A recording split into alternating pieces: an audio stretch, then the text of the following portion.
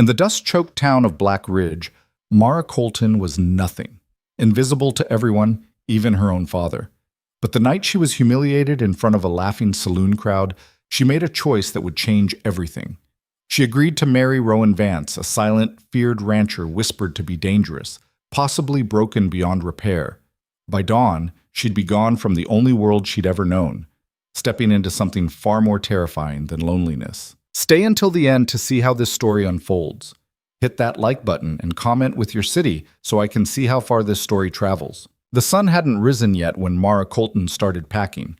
Not that she had much to pack: 3 dresses, 2 of them patched so many times they looked like quilts, a hairbrush with half its bristles missing, and a small photograph of her mother she kept wrapped in cloth. Everything fit into a canvas bag that had once held feed grain. Her hands shook as she folded the last dress. The room around her was barely a room at all, more of a storage closet her father had cleared out when she turned 16 and he decided he couldn't stand the sight of her at the breakfast table anymore. No window. A cot that sagged in the middle. Walls thin enough that she could hear every word from the main house, which meant she'd spent years listening to her father laugh with her stepmother and half-brothers, listening to them talk about things that mattered, listening to a life she wasn't part of. She pulled the drawstring on the bag tight. Outside, a rooster crowed. Somewhere down the road, a dog barked. Normal sounds. A normal morning in Black Ridge, except Mara Colton wouldn't be here when the sun came up. She was leaving with a man she'd spoken to exactly once. The memory from last night still burned. She could still feel the heat of the saloon, smell the whiskey and tobacco, hear the laughter. Her father had sent her there to fetch him home. He'd been drinking since noon, celebrating some land deal with his friends, and her stepmother wanted him back before he spent too much money. Mara had stood in the doorway, trying to make herself small. "Pa," she'd said quietly. He hadn't heard her, or pretended not to. "Pa," she'd tried again, louder. That time he'd turned.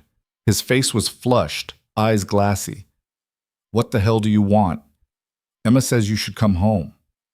"Emma says." He'd laughed, and his friends laughed with him. "Emma says. You hear that, boys? My wife sends the hired help to fetch me." One of the men had squinted at her. "That's your daughter, Colton." "Is she?" Her father took a long drink. "Could have fooled me. Looks more like something the wind blew in." More laughter. Mara's face had burned. "Girl's plain as a post," another man added. "No wonder you keep her in the back." "At least a post is useful," her father said. "This one can't even cook a decent meal." She should have left then, should have turned around and walked out. But something had kept her frozen there, some stupid part of her that thought maybe if she just waited, he'd remember who she was. Remember that she was his daughter, that her mother had loved him once. Then Rowan Vance had spoken. He'd been sitting alone in the corner. Mara hadn't even noticed him at first. He was always easy to miss, despite his size. He had a way of blending into shadows, of being present without being seen, but his voice cut through the noise like a knife. "That's enough." Just 2 words spoken quietly, but the whole saloon went still. Her father had turned. "What'd you say?" Rowan stood. He was tall, taller than anyone else in the room, with shoulders broad enough to fill a doorway. His face was hard angles and old scars, stubble dark against sun-worn skin. His eyes were the color of smoke, and they didn't blink. "I said that's enough." "This doesn't concern you, Vance." "No, it doesn't." Rowan pulled on his hat. "But I'm making it my concern." The tension in the room could have been cut with a blade. Everyone knew who Rowan Vance was, or rather, what he was. A man who lived alone on a failing ranch 10 miles outside town. A man who spoke maybe 10 words a month. A man people crossed the street to avoid because there was something broken in him, something that made folks nervous. There were stories. His wife had died, people said. Died badly.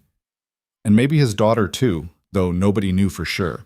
He'd come back from somewhere out east 5 years ago and bought that ranch with cash, then proceeded to let it rot while he worked himself half to death and spoke to no one.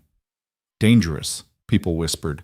Not violent dangerous. He'd never hurt anyone, as far as anyone knew, but dangerous in the way a wounded animal is dangerous, unpredictable. Best left alone. Her father had laughed, but it sounded forced. "You want to defend her honor, Vance? Be my guest. Hell, you want her, you can have her. Save me the trouble of feeding her." He'd meant it as a joke. Everyone had laughed, except Rowan. He'd looked at Mara then, really looked at her, and for a moment she couldn't breathe. His eyes were empty of everything except a kind of recognition she didn't understand. "That true?" he asked her. "You willing to let you go?" She should have said no, should have run, but she'd looked around that saloon at her father's red face, at the men laughing, at the bartender who wouldn't meet her eyes, and she'd realized something. She was already gone. Nobody in this town saw her. Her father had stopped seeing her years ago. Her stepmother treated her like a servant. Her half-brothers didn't know her name. She worked from dawn until midnight, cleaning and cooking and mending, and the only time anyone spoke to her was to tell her she'd done something wrong. She was invisible, and being invisible was worse than being scared. "Yes," she'd heard herself say. "It's true." Rowan had nodded once. "I'll come for you before dawn. Be ready." Then he'd walked out, and Mara had stood there in the sudden silence, wondering what the hell she'd just done. Now, in the dark before dawn, she wondered the same thing. She picked up her bag and took one last look around the tiny room. There was nothing here worth keeping, no memories she wanted to carry. She'd spent 3 years in this space, and it had never once felt like home. The main house was dark as she crept through it. Her father and stepmother were asleep. Her half-brothers, too. She moved quietly, years of practice making her footsteps silent. In the kitchen, she paused. She should leave a note, maybe, some explanation, but what would she say? "Thank you for nothing? Sorry I was such a disappointment? Hope you don't miss me, because I know you won't?" She left the kitchen empty-handed. Outside, the air was cool and clean. Stars still scattered the sky, though the eastern horizon was starting to pale. The dirt road stretched away into darkness, and Mara stood there a moment, breathing. The sound of hoofbeats made her turn. Rowan Vance rode out of the shadows like something from a dream. He sat easy in the saddle, his horse a big dark gelding that moved quiet despite its size. He didn't say anything, just stopped a few feet away and looked at her. "You came," Mara said, and hated how surprised she sounded. "Said I would." His voice was rough, like he didn't use it much. He probably didn't. "You ready?" She held up her bag. "This is everything." Something flickered in his eyes. She couldn't tell what. He swung down from the horse, and she realized how big he really was. Not just tall, but solid, built like someone who'd spent his whole life working with his hands. There were scars on those hands, she noticed, old ones, white against tan skin. "Can you ride?" he asked. "Some." He nodded, then did something she didn't expect. He opened one of his saddlebags and pulled out a bundle of cloth. When he unfolded it, she saw it was a coat. Heavy wool, lined with something soft. Too big for her, but it would be warm. "Gets cold up in the hills," he said, holding it out. She took it, confused. "Thank you." He just nodded again and turned to adjust the saddle. Mara pulled the coat on. It smelled like wood smoke and sage and something else she couldn't identify. Something that made her feel strange. "We're not coming back here," Rowan said, not looking at her. "You understand that?" "Yes." "You'll be working. The ranch needs a lot of work. I can't pay you much, but you'll have a roof and food. More than that, I can't promise." "I understand. I'm not—" He stopped, and for the first time she heard something in his voice that wasn't just rough disuse, something that might have been pain. "I'm not good company. I don't talk much. Don't like people. I keep to myself, and I'll expect you to do the same. You'll have your own space. I won't bother you." Mara looked at him. In the growing light, she could see his face better. He was probably in his mid-30s, though it was hard to tell. He had the kind of face that had seen things, the kind of face that made her think of soldiers or lawmen, or anyone who'd had to do hard things and live with them after. "What happened to your wife?" she asked. Most people would have flinched at the question. Rowan just went still. "She died," he said finally. "I'm sorry." "Don't be. You didn't know her." He swung back into the saddle, then reached down. "Come on, we've got a long ride." She took his hand. His grip was strong, calloused. He pulled her up behind him like she weighed nothing, and she had to grab his coat to steady herself. "Hold on," he said. Then they were moving. Mara looked back once as they rode away from her father's house. It sat there in the pre-dawn gray, silent and dark. No lights came on. No one came to the door. In a few hours, her father would wake up and realize she was gone, and he probably wouldn't even care. She turned forward and didn't look back again. They rode in silence as the sun came up. The road out of Blackridge wound through scrub brush and red dirt, heading up into the hills where the land got rougher and the settlements got sparse. Mara had never been this far from town. She'd barely been anywhere. Her whole world had been her father's house and the general store and the church on Sundays, and now she was riding away from all of it with a stranger who might be dangerous. She should have been terrified. Maybe she was, underneath. But mostly she just felt numb. The sun rose higher, turning the sky pink and gold. The land spread out around them, endless red earth and rocky outcrops and scattered juniper trees. It was harsh country, beautiful in a brutal way. The kind of place that didn't forgive mistakes. After about 2 hours, Rowan stopped at a creek to water the horse. He helped Mara down without speaking, then busied himself with the horse while she stretched her legs. Her back ached from riding, and her hands were cold despite the coat. She watched him work. He moved with the kind of efficiency that came from long practice, checking the horse's hooves, adjusting the saddle, speaking to the animal in a low voice she couldn't quite hear. Gentle, despite his size. Careful. "Are you hungry?" he asked, not looking at her. "A little." He pulled bread and dried meat from his saddlebag and handed her half. They ate standing by the creek, the water running over smooth stones, the sun warm on Mara's face. The bread was stale, but the meat was good, and she realized she hadn't eaten since yesterday afternoon. "How much farther?" she asked. "Few more hours." "What's it like?" "Your ranch." He was quiet for a long moment. "Needs work," he said finally. That was all. Mara finished her bread and wiped her hands on her dress. She wanted to ask more, wanted to know what she was walking into, but something in Rowan's posture told her he was done talking. They rode on. The land got rougher. The road became a track, then barely a trail. They climbed higher into the hills, and the air got thinner and cooler. Pine trees started appearing, and the red dirt gave way to darker soil. They passed an abandoned cabin at one point. Its roof caved in, and Mara wondered what had happened to the people who'd lived there. Early afternoon, they came over a rise and Rowan pulled the horse to a stop. "There," he said. Mara looked where he was pointing and felt her stomach drop. The ranch sat in a shallow valley between two hills, and ranch was being generous. There was a house, barely, made of rough timber and stone, its roof patched in places with canvas that flapped in the wind. A barn that leaned to one side like it might fall over any minute. A few fences, most of them broken. Overgrown fields, a dry creek bed. It looked like something dying. "I know it's not much," Rowan said quietly. Mara didn't know what to say. She'd known it would be rough. He'd told her that. But this was worse than rough. This was desolate. This was a place where hope came to die. "It's fine," she heard herself say, because what else could she say?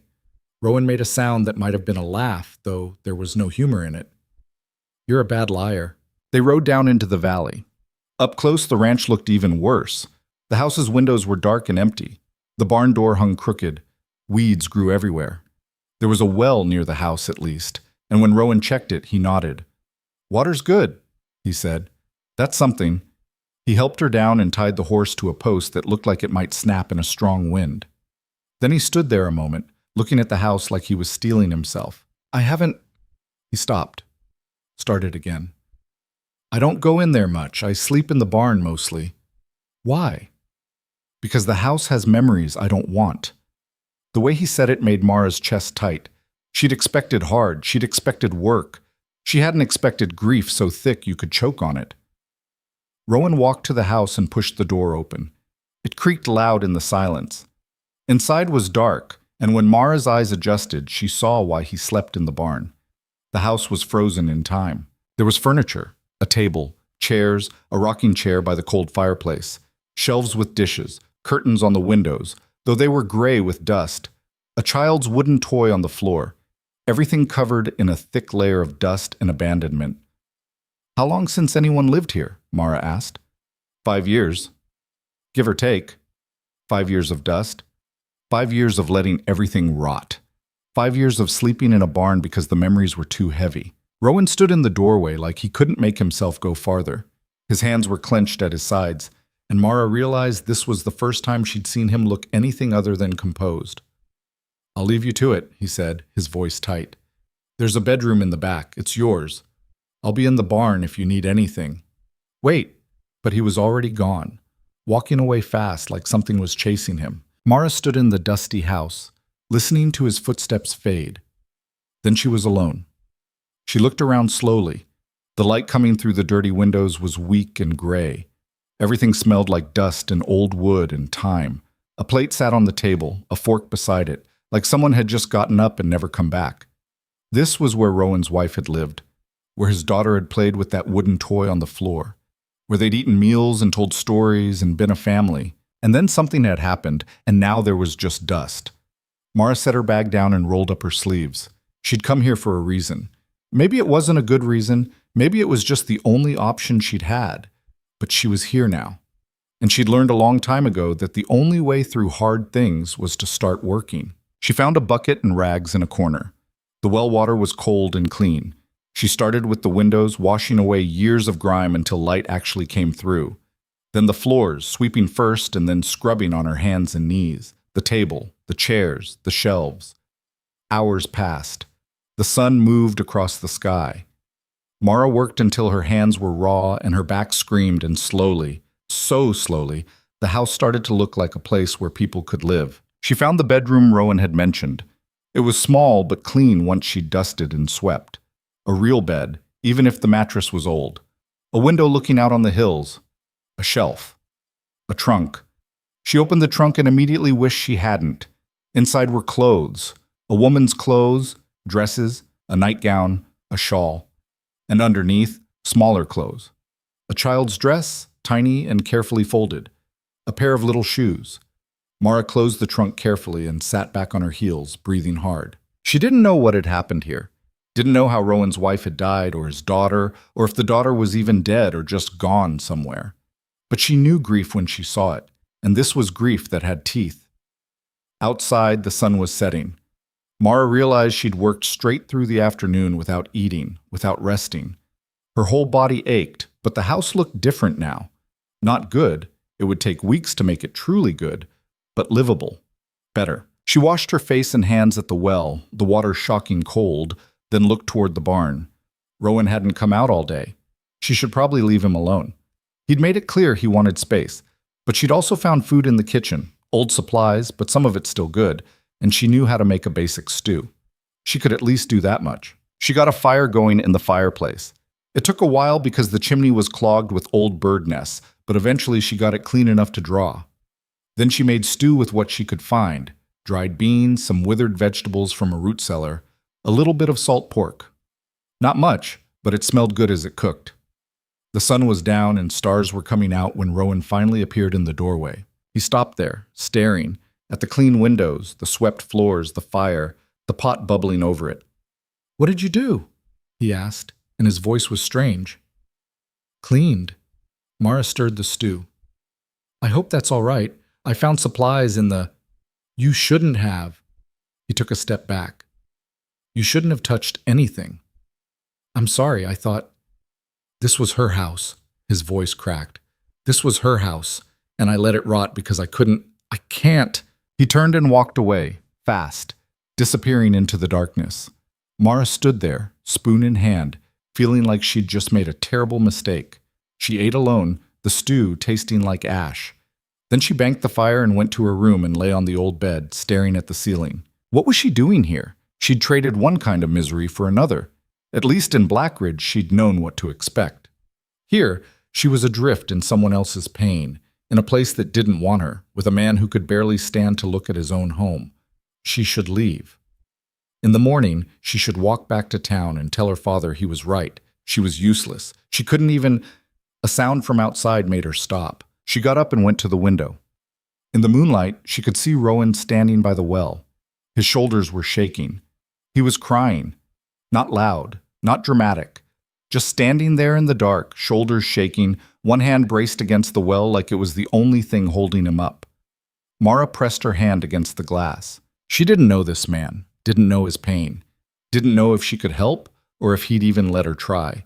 But she knew what it felt like to be invisible, To be so erased that even you forgot you existed. And she knew that whatever had happened here, Rowan Vance was drowning in it. She didn't go out to him. Something told her he wouldn't want that. But she didn't look away either. She stood there and watched him cry in the moonlight, and she thought maybe that was something.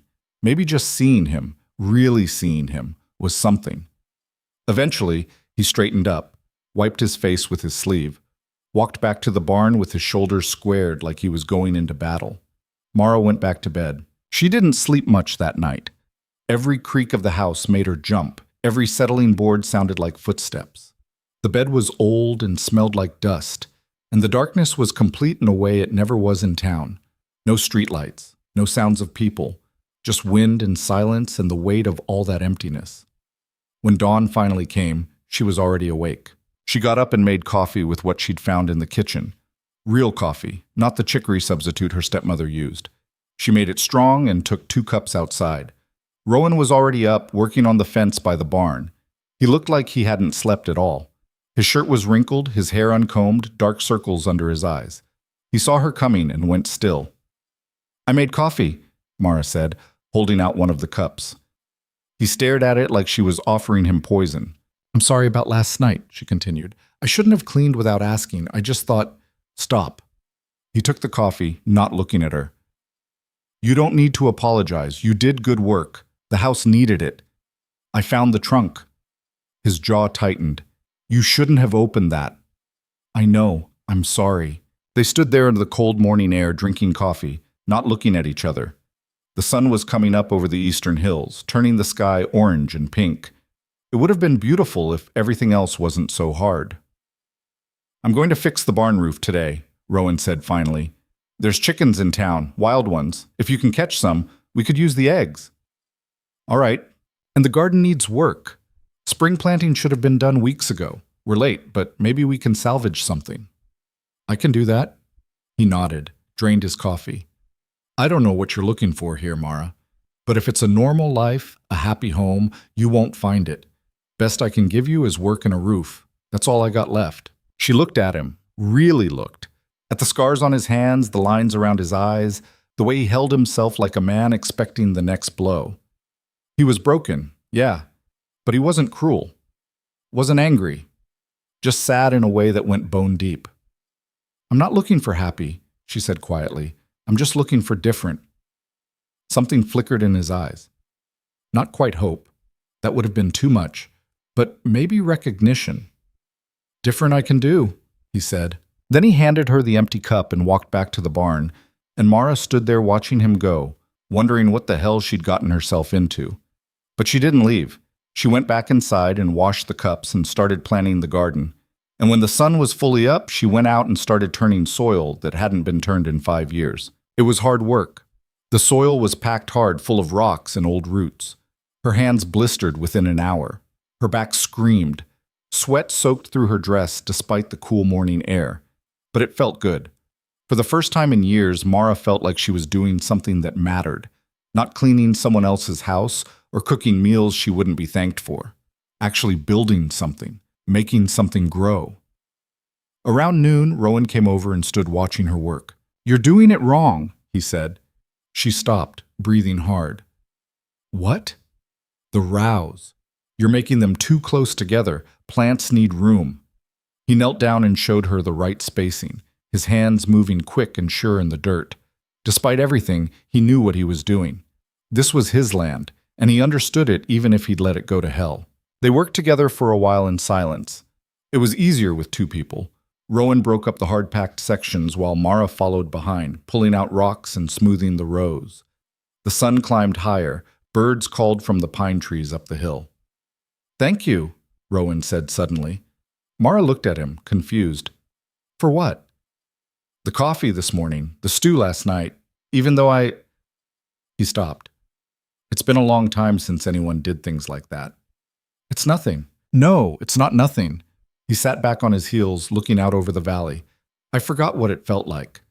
Having someone around.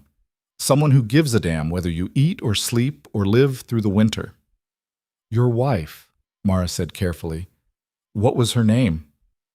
He was quiet so long she thought he wouldn't answer. Then, "Anna. Her name was Anna."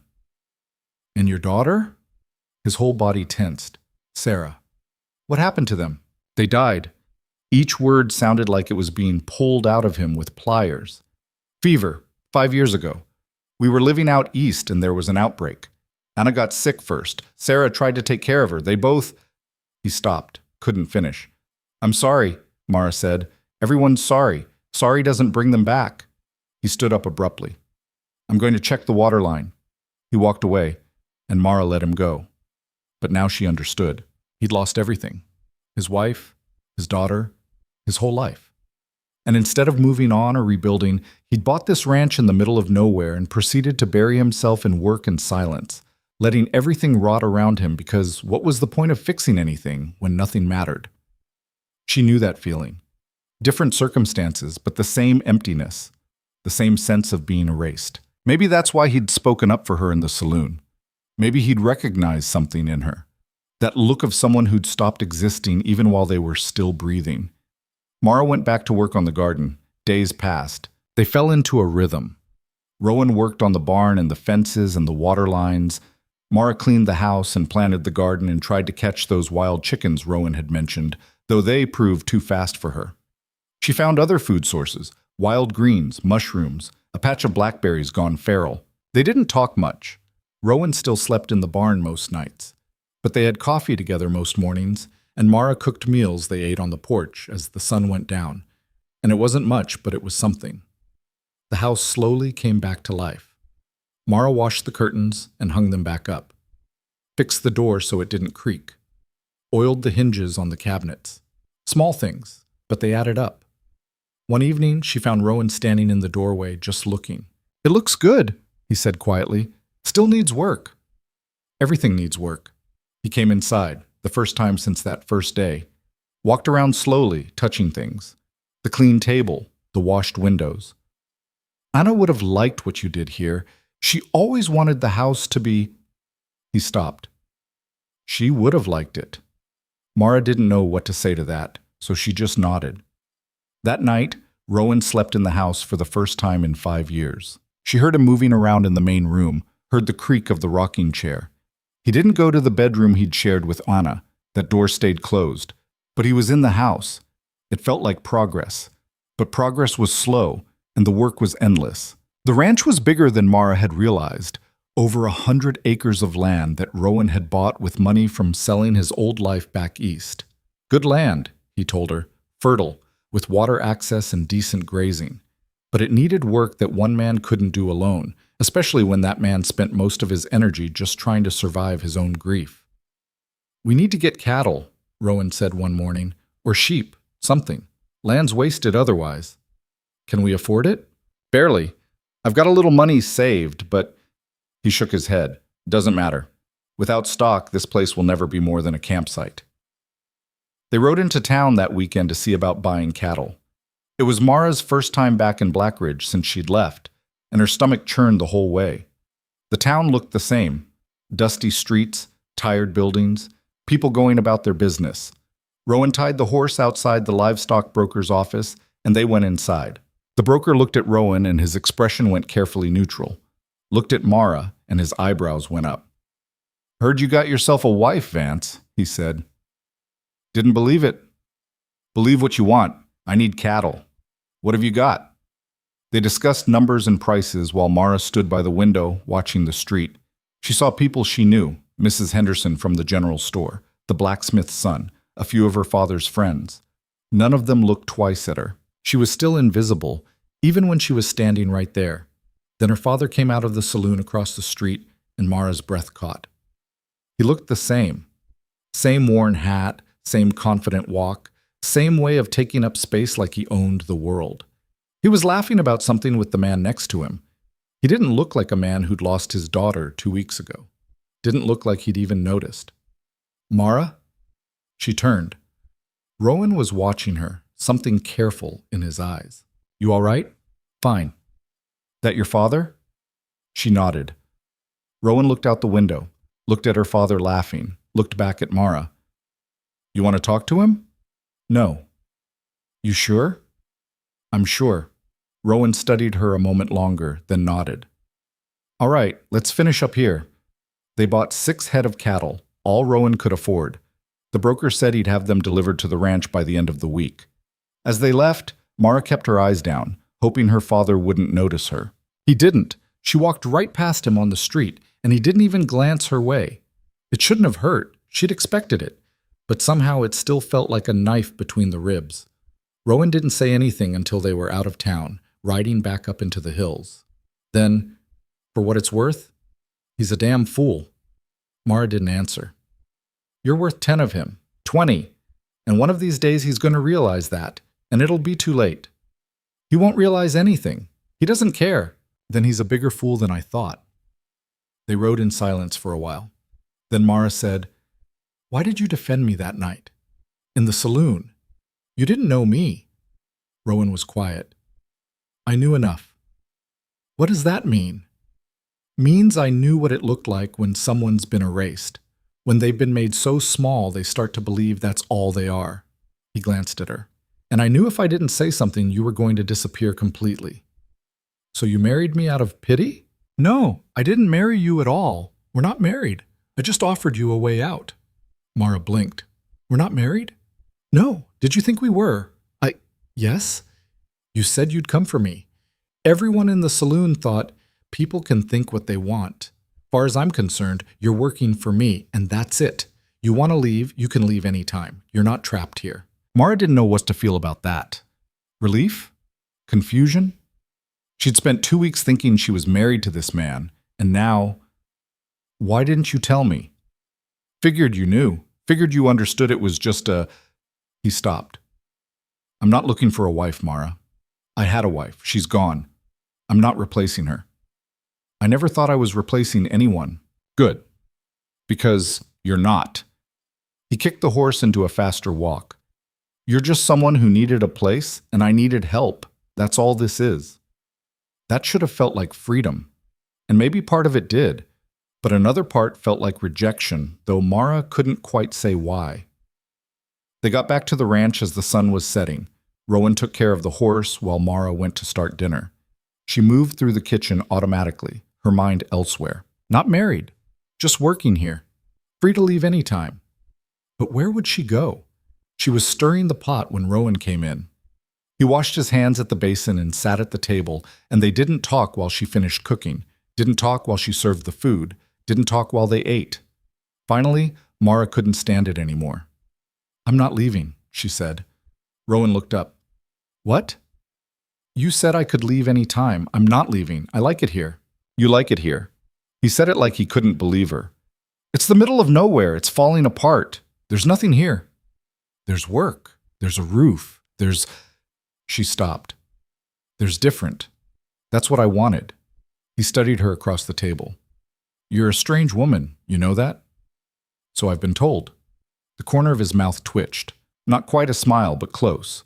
The first hint of humor she'd seen from him. All right then, he said. You want to stay? You stay. But don't say I didn't warn you when winter comes and you're freezing your ass off. I'll manage. Yeah, he said quietly. I think you will. They finished eating in silence, but it was a different kind of silence. More comfortable somehow. After dinner, Mara washed the dishes while Rowan sat by the fire with a piece of wood and a knife, carving something. She couldn't tell what. His hands moved too fast, the shape still emerging. What are you making? She asked. Don't know yet. Won't know until it's done. That's not how carving works. Sure it is. Wood tells you what it wants to be. You just have to listen. Mara dried the last dish and put it away. Did you make that toy? The one in the house? His hands stopped moving. Yeah. For Sarah? Yeah. It's beautiful. He didn't say anything, just went back to carving. But his shoulders relaxed a fraction, and Mara thought maybe that was something. She went to bed that night feeling strange. Not happy, that would have been too much, but something close to settled. Like maybe, possibly, she'd found a place where she could exist. It wouldn't last. Nothing good ever did. The cattle arrived on a Thursday, driven up the valley road by 2 ranch hands who looked like they'd rather be anywhere else. 6 rangy steers with ribs showing and eyes that said they'd been handled rough. Rowan stood in the yard watching them come, his face unreadable. That's what I paid for? He said when the lead hand dismounted. That's what you could afford? The man spat tobacco juice into the dirt. You want prime stock, you pay prime prices. These look half-starved. They'll fatten up. Got decent bloodlines, Vance. Better than you deserve, probably. Rowan's jaw tightened, but he didn't argue. Just signed the papers and watched the two men ride away, leaving the cattle milling nervously in the yard.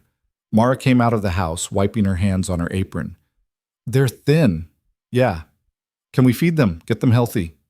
If the grass holds, if we can keep them from wandering, if 100 other things don't go wrong. He rubbed his face. Big if. But they got the cattle settled in the north pasture, and Rowan spent the next week reinforcing fences and checking water sources. Mara helped when she could, though most of her time went to the garden and the house and trying to make their dwindling food supplies last. Money was tight, tighter than she'd realized. Rowan had spent almost everything on the cattle, betting the ranch's future on 6 half-dead steers. If they died or got stolen or wandered off, that was it. Game over. The pressure sat on both of them like a physical weight. Then, 3 weeks after the cattle arrived, a rider came up the valley road. Mara saw him from the garden where she was weeding. A big man on a bigger horse, riding slow and easy like he owned the world. He wore a black coat despite the heat, and even from a distance she could tell he was someone important, someone used to being listened to. Rowan came out of the barn, saw the rider, and went very still. Who is that? Mara asked, walking over. Trouble, Rowan said quietly. The rider stopped in the yard and dismounted. Up close he was older than Mara had thought.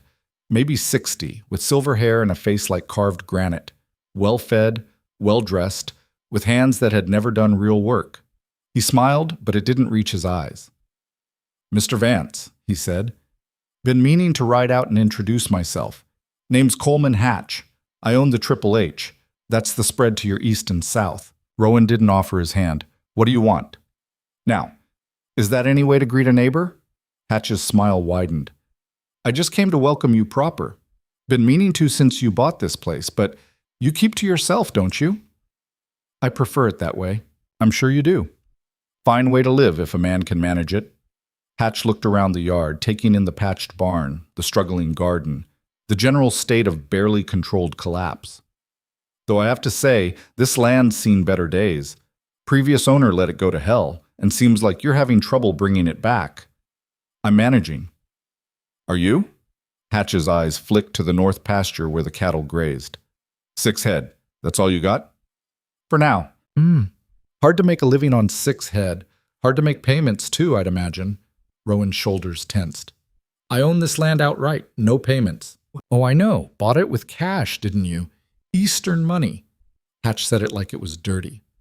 But cash runs out, Mr. Vance.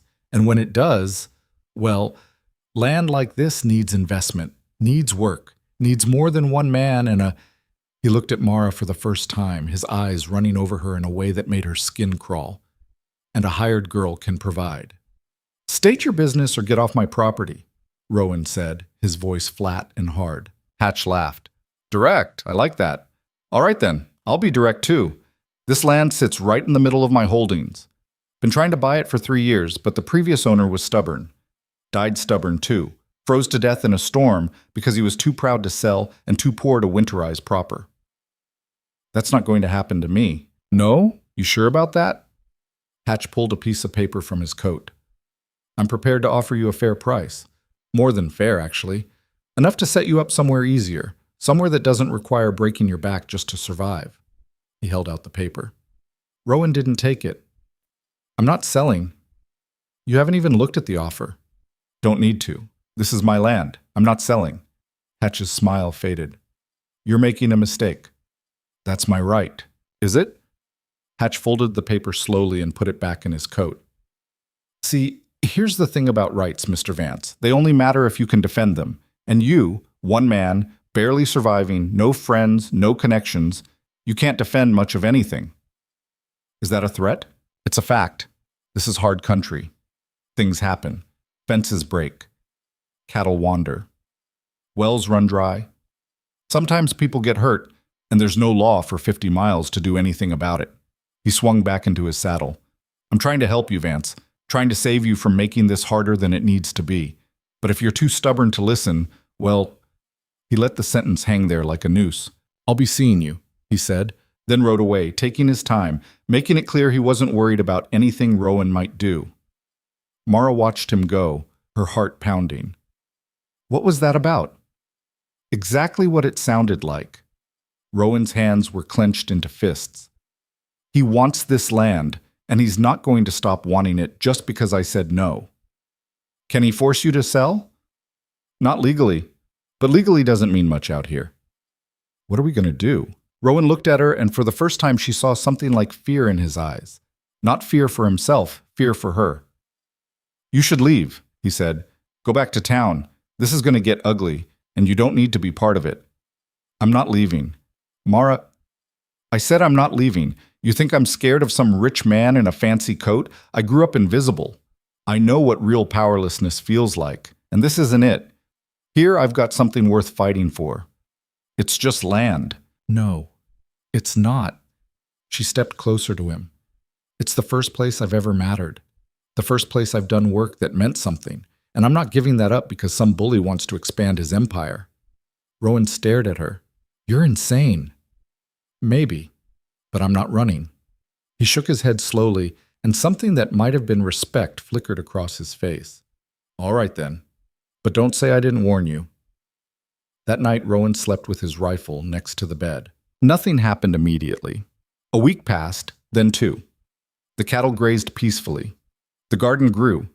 The fence repairs held. It was almost possible to believe Hatch had been bluffing.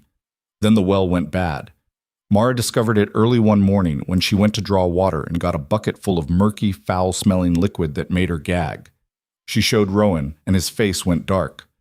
That's not natural, he said, staring into the bucket. What do you mean? I mean, wells don't just go bad overnight. Not like this. He dumped the water and peered down into the well shaft. Someone put something down there. Dead animal, probably, rotting just enough to poison the water. Hatch. Can't prove it, but yeah, probably Hatch. They spent 2 days cleaning the well, hauling up buckets of contaminated water, and lowering Rowan down on a rope to scrub the walls. It was disgusting work, and by the time they finished, both of them reeked, and the well was only barely usable. We need a new water source, Rowan said, washing his face with the least foul water they could draw. This one's compromised. Even if we cleaned it, I don't trust it. Where would we get another well? There's a spring up the North Hill. Previous owner mentioned it. Too far from the house to be practical, but if we ran a pipe... He stopped. That's weeks of work. And money we don't have. Mara looked at him. At the exhaustion in his face, the defeat creeping in around the edges. This was what Hatch wanted, to grind them down little by little until they had nothing left to fight with. Then we start small, she said. Haul water from the spring until we can afford pipe. It's not perfect, but it works. That's a mile uphill, Mara. So? I can walk. Twice a day, every day, carrying 20 pounds of water each way. I've done harder things. He looked at her like he was seeing her for the first time. You really don't quit, do you? Not when it matters. So that became their new routine. Every morning and evening, Mara hiked up to the spring with buckets and hauled water back down. Her shoulders screamed, her legs burned. She developed blisters that turned to calluses that split and bled. But she did it, day after day, because the alternative was giving up. Rowan watched her with something like awe. You're tougher than you look, he said one evening as she came back with the water. Had to be. Soft doesn't survive in Blackridge. Clearly. He took the buckets from her. Sit down, you're limping. I'm fine. Sit down, Mara. She sat. Rowan knelt and examined her feet, which were a mess of blisters and raw skin. He made a sound of disgust. Why didn't you say something? Because we need the water more than we need me comfortable. That's... He stopped himself. Went to get bandages and ointment from somewhere, came back and started wrapping her feet with surprising gentleness. You can't keep doing this. You're going to cripple yourself. Then we'd better figure out that pipe system fast. He laughed despite himself. A real laugh, short and rusty like he'd forgotten how. You're completely insane. You mentioned that already. Bears repeating. He finished bandaging her feet and sat back. They looked at each other across the fading light, and something passed between them. Not romance. Rowan had made it clear he wasn't interested in that. And Mara wasn't either. But partnership, maybe. The kind of bond that forms between people fighting the same fight. I'm glad you're here, Rowan said quietly. I know I don't say it. I know I'm not good at this. But I'm glad. Me too, Mara said. And she meant it. 2 days later, 3 of the cattle disappeared. Rowan found the gap in the fence where they'd been driven through. Not broken out, driven. The tracks clear in the soft earth. He followed the trail for an hour before it vanished into rocky ground, heading east. East toward the Triple H. He came back white with fury. He took them, Rowan said, his voice shaking. That son of a bitch took my cattle. Can you prove it? Prove it? Mara, the trail leads straight to his land. But can you prove he took them? Legally? Rowan slammed his hand against the barn wall. There is no legally out here. There's just what you can hold on to and what gets taken from you. So what are we going to do? I'm going to go talk to him. That's a bad idea. You got a better one? Mara thought fast. Go to town. Report it to the sheriff. The sheriff works for Hatch. Half the town works for Hatch one way or another. You think they're going to help me? Then we can't prove anything, and riding onto his land angry is just going to get you killed. Rowan paced like a caged animal. So what? We just let him steal from us? Let him take whatever he wants? No. We make it harder. We guard what's left. We survive. She grabbed his arm. We survive, Rowan. That's how we win. By not giving him an excuse to do something worse. He wanted to argue. She could see it in his face, the need to fight, to hit back, to do something other than just take it, but slowly reason won out. All right, he said finally. All right. We guard the cattle. But Mara, if he comes here, if he tries something while we're here, then we deal with it, together. That night, they took turns on watch. Rowan first, then Mara. She sat on the porch with a lantern and Rowan's spare rifle, watching the darkness and trying not to jump at every sound. Nothing happened. But 2 nights later, fire did. Mara woke to Rowan shaking her shoulder, his face lit by orange light from outside. Get up, the barn's burning. She was up and running before she was fully awake. Outside, the barn was engulfed, flames shooting 30 feet into the air. The horses were screaming inside. The horses, she shouted. I know! Rowan was already running toward the barn door, which was blocked by fallen, burning timber. They worked together in frantic silence, pulling burning boards aside with their bare hands, the heat searing their skin. The horses screamed and screamed. Finally, they got the door clear enough and Rowan plunged inside.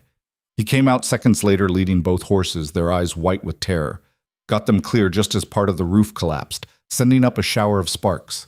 They stood there watching the barn burn, coughing from smoke, hands blistered and bleeding. We can't stop it, Rowan said hoarsely. It's too far gone. The tools, gone. The feed, the tack, all of it.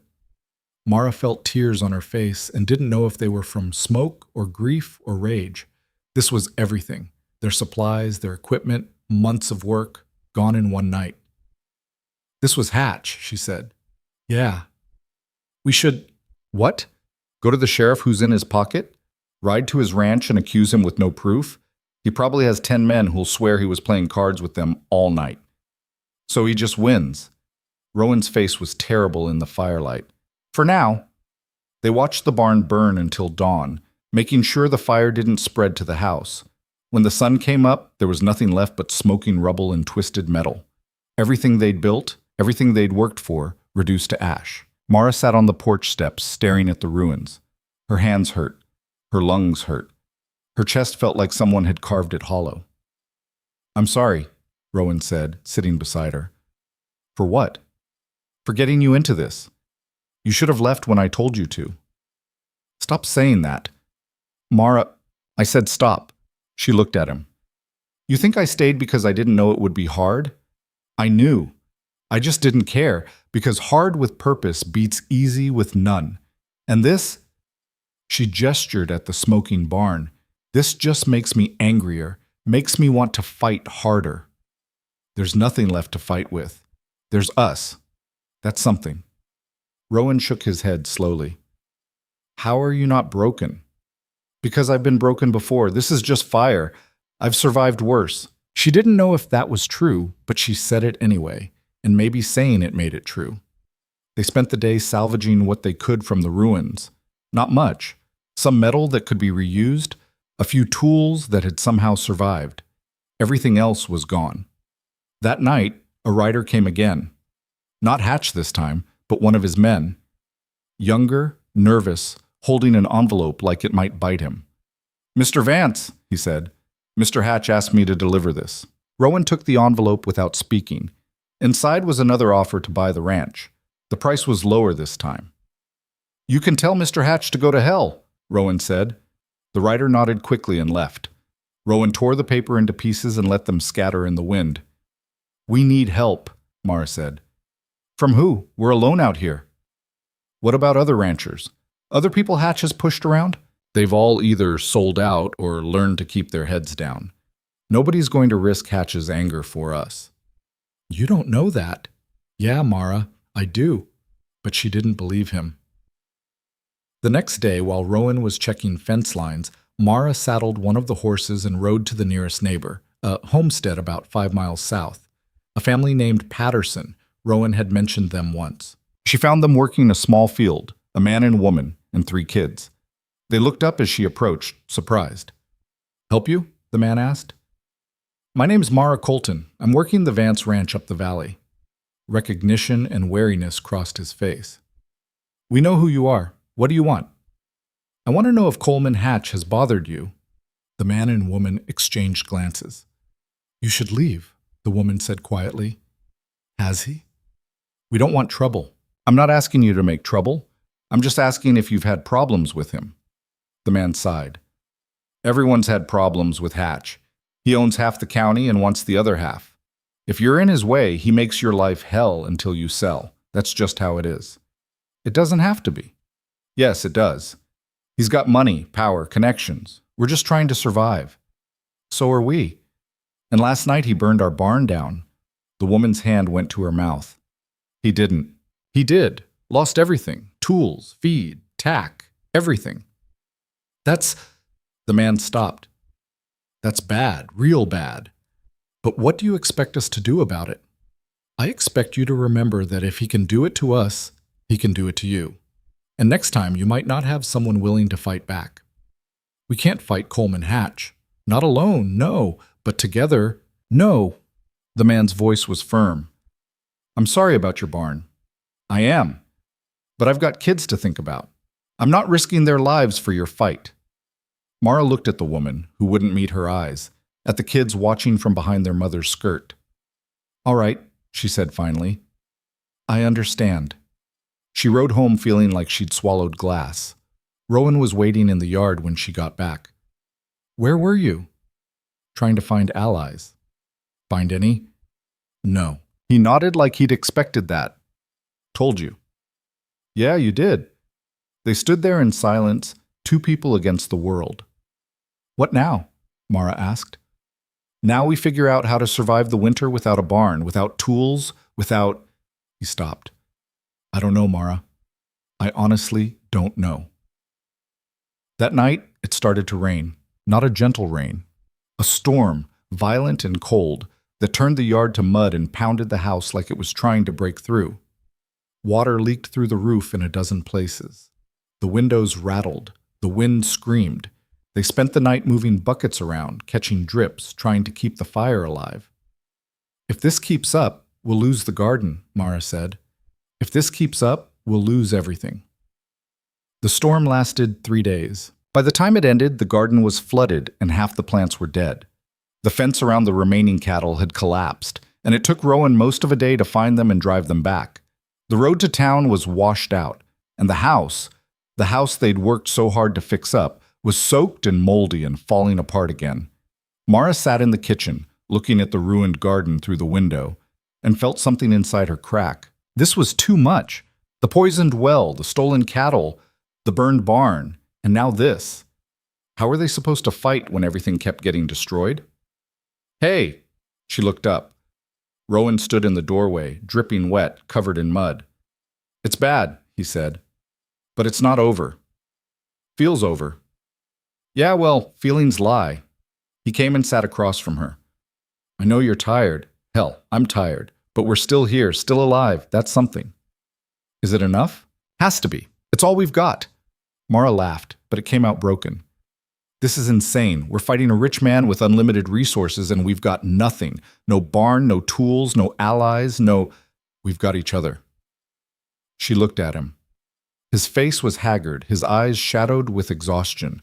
But there was something there, some stubborn refusal to break, that reminded her why she'd stayed in the first place. You really think we can win this? She asked. No, probably not. He smiled without humor. But I think we can make him bleed for it, and sometimes that's enough. It shouldn't have been comforting, but somehow it was. The next morning, Mara got up before dawn and went out to survey the damage. The garden was worse than she'd thought. Most of the plants were either drowned or torn out by the wind. But some had survived. Tomatoes mostly, and a few hardy greens. Not much, but not nothing. She spent the day salvaging what she could, replanting what might still grow, clearing away the dead. Her hands were raw and her back screamed, but she kept working. Rowan was in the north pasture, rebuilding fence. They worked separately, but somehow together, each of them refusing to quit. As the sun was setting, Mara heard hoofbeats, multiple horses, coming fast. She looked up to see Rowan running toward the house, his face urgent. Get inside, he called. Now! She ran. Got inside just as 5 riders came into the yard. Hard men on hard horses, all wearing the Triple H brand on their vests. And at the front, Coleman Hatch himself. Rowan was already at the door when Hatch dismounted, rifle in hand but pointed at the ground. Mara stood behind him, her heart hammering so hard she thought it might break through her ribs.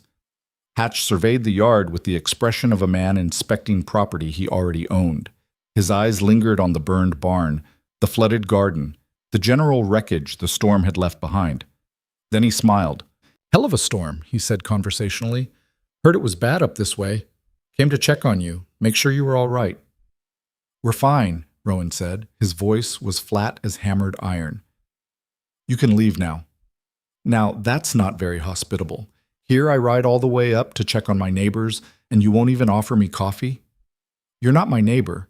You're a thief and a coward who hires other men to do his dirty work. The smile never left Hatch's face, but something cold flickered behind his eyes. Careful with accusations you can't prove, Vance. I can prove you poisoned my well, stole my cattle, burned my barn. Can you? Because far as I know, you got no witnesses, no evidence, just the word of a man nobody knows against a pillar of the community. Hatch spread his hands. I understand you're upset. All this bad luck must be hard to take, but blaming me won't change your situation. What do you want? I want to help you. Hatch pulled another envelope from his coat. This is my final offer, more than generous considering the state of things. Take it, and by this time next week you can be somewhere warm and safe, away from all this trouble. Not interested. You should be. Because here's the thing, Vance. Your luck's about to get worse, a lot worse, and I'd hate to see anyone get hurt. Rowan raised the rifle slightly. That a threat? It's a weather forecast. Hatch's voice went hard. Winter's coming. You got no barn, no supplies, barely any cattle. You think you're going to survive out here with nothing? I think you should get off my land before I shoot you for trespassing. The men behind Hatch shifted in their saddles, hands moving toward their guns. The air went tight as a drawn bowstring. Then Hatch laughed. Actually laughed, like Rowan had told a joke. You got spine, I'll give you that. Stupid, but brave. He tucked the envelope back in his coat. All right, have it your way. But when things get real bad, and they will, don't come crying to me. This offer expires at the end of the month.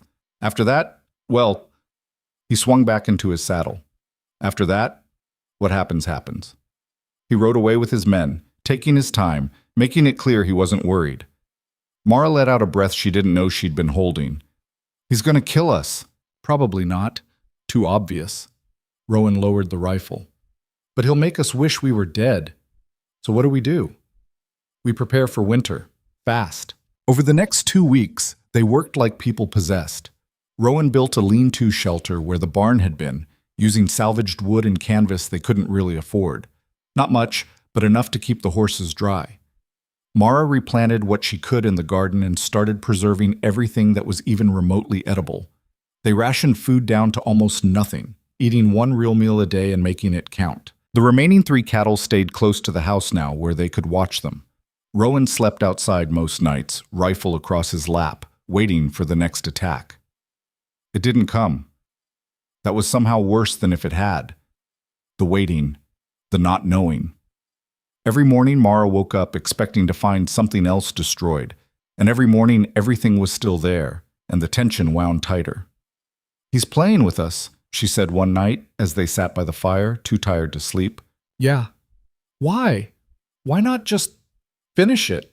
Rowan poked at the fire with a stick. "Because he wants us to break ourselves. Wants us to give up on our own so he can say he gave us every chance. Makes him look reasonable when he takes the land." "That's twisted. That's business, at least his version of it." Mara pulled the blanket tighter around her shoulders. The nights were getting cold. Soon it would be freezing, and they had almost nothing to see them through. "We're not going to make it, are we?" Rowan didn't answer right away. When he did, his voice was quiet. "Honestly, probably not. Not without help, not without money, not without—" He stopped. "But I'll be damned if I'm going to hand him a victory. If we go down fighting. That's not much of a plan." "It's the only plan I got." They sat in silence, watching the fire burn down to coals. Somewhere outside, a coyote called. The wind picked up, rattling the windows. Mara thought about Blackridge, about her father's house, warm and dry, about how easy it would be to just go back, to admit defeat, to return to being invisible, but at least being fed. Then she thought about Coleman Hatch's smile, about the way he looked at their suffering like it was entertainment, about how many other people he'd done this to, and how many more he'd do it to if nobody stopped him. "We need to find the cattle he stole," she said suddenly. Rowan looked at her. "What?" "The 3 he took. If we can prove he has them, prove they're ours." "How?" "They don't have brands. And even if we found them on his land, he'd just say they wandered over. So we make him admit it." "Mara, I'm serious. We get proof. Real proof. Something even a corrupt sheriff can't ignore." "There's no proof to get. He's too smart for that." "Everyone makes mistakes." Rowan shook his head. "This is crazy. So was coming here in the first place. So was staying after the barn burned. We're already crazy, Rowan. Might as well be useful crazy." Despite everything, he smiled. "You're something else. You know that?" "I've been told." The next day, while Rowan worked on the shelter, Mara rode to town. Not to report anything, she knew that was pointless, but to listen, to ask questions, to find out what she could about Coleman Hatch and his operation. She started at the general store, buying supplies they couldn't afford with money they didn't have. The owner, a thin man named Peters, eyed her suspiciously. "Heard you're working for Vance," he said. "That's right." "How's he doing up there?" "Well enough." "Heard his barn burned down." Everyone had heard. Of course they had. In a town this size, disaster was entertainment. "We're managing," Mara said. Peters made a non-committal sound and tallied up her purchases. Heard Hatch made him an offer. "He's not interested." "He should be." "Hatch doesn't like hearing no." "So I've noticed." Peters looked at her then, really looked. "You're that Colton girl, aren't you? The one whose father—" "Yes." "Jumped from one bad situation to another, didn't you?" "Actually, this one's better." He laughed at that. "Better? That's rich. Girl, you're working for a man everyone knows is doomed, on a ranch falling apart, fighting a battle you can't win. How's that better than anything?" "Because I matter here." Peter stopped laughing, stared at her like she'd grown a second head. "You matter." "Yes. And that's worth dying for?" "Better than living invisible." She paid for her supplies and left before he could respond. Next she went to the saloon, the same one where this had all started. It was early afternoon, not many people there yet. The bartender recognized her and his eyebrows went up. "Well, look who's back from the dead." "I need information," Mara said. "Do you now?" "About Coleman Hatch." The bartender's expression shuddered. "Don't know nothing about Hatch." "You know something, everyone does. He owns half this town." "Which is why nobody talks about him. Bad for business, bad for health." Mara pulled out one of their last coins and set it on the bar. "One drink? And whatever you're willing to tell me." The bartender looked at the coin, looked at her, sighed, and poured whiskey. He's got a man in town, he said quietly.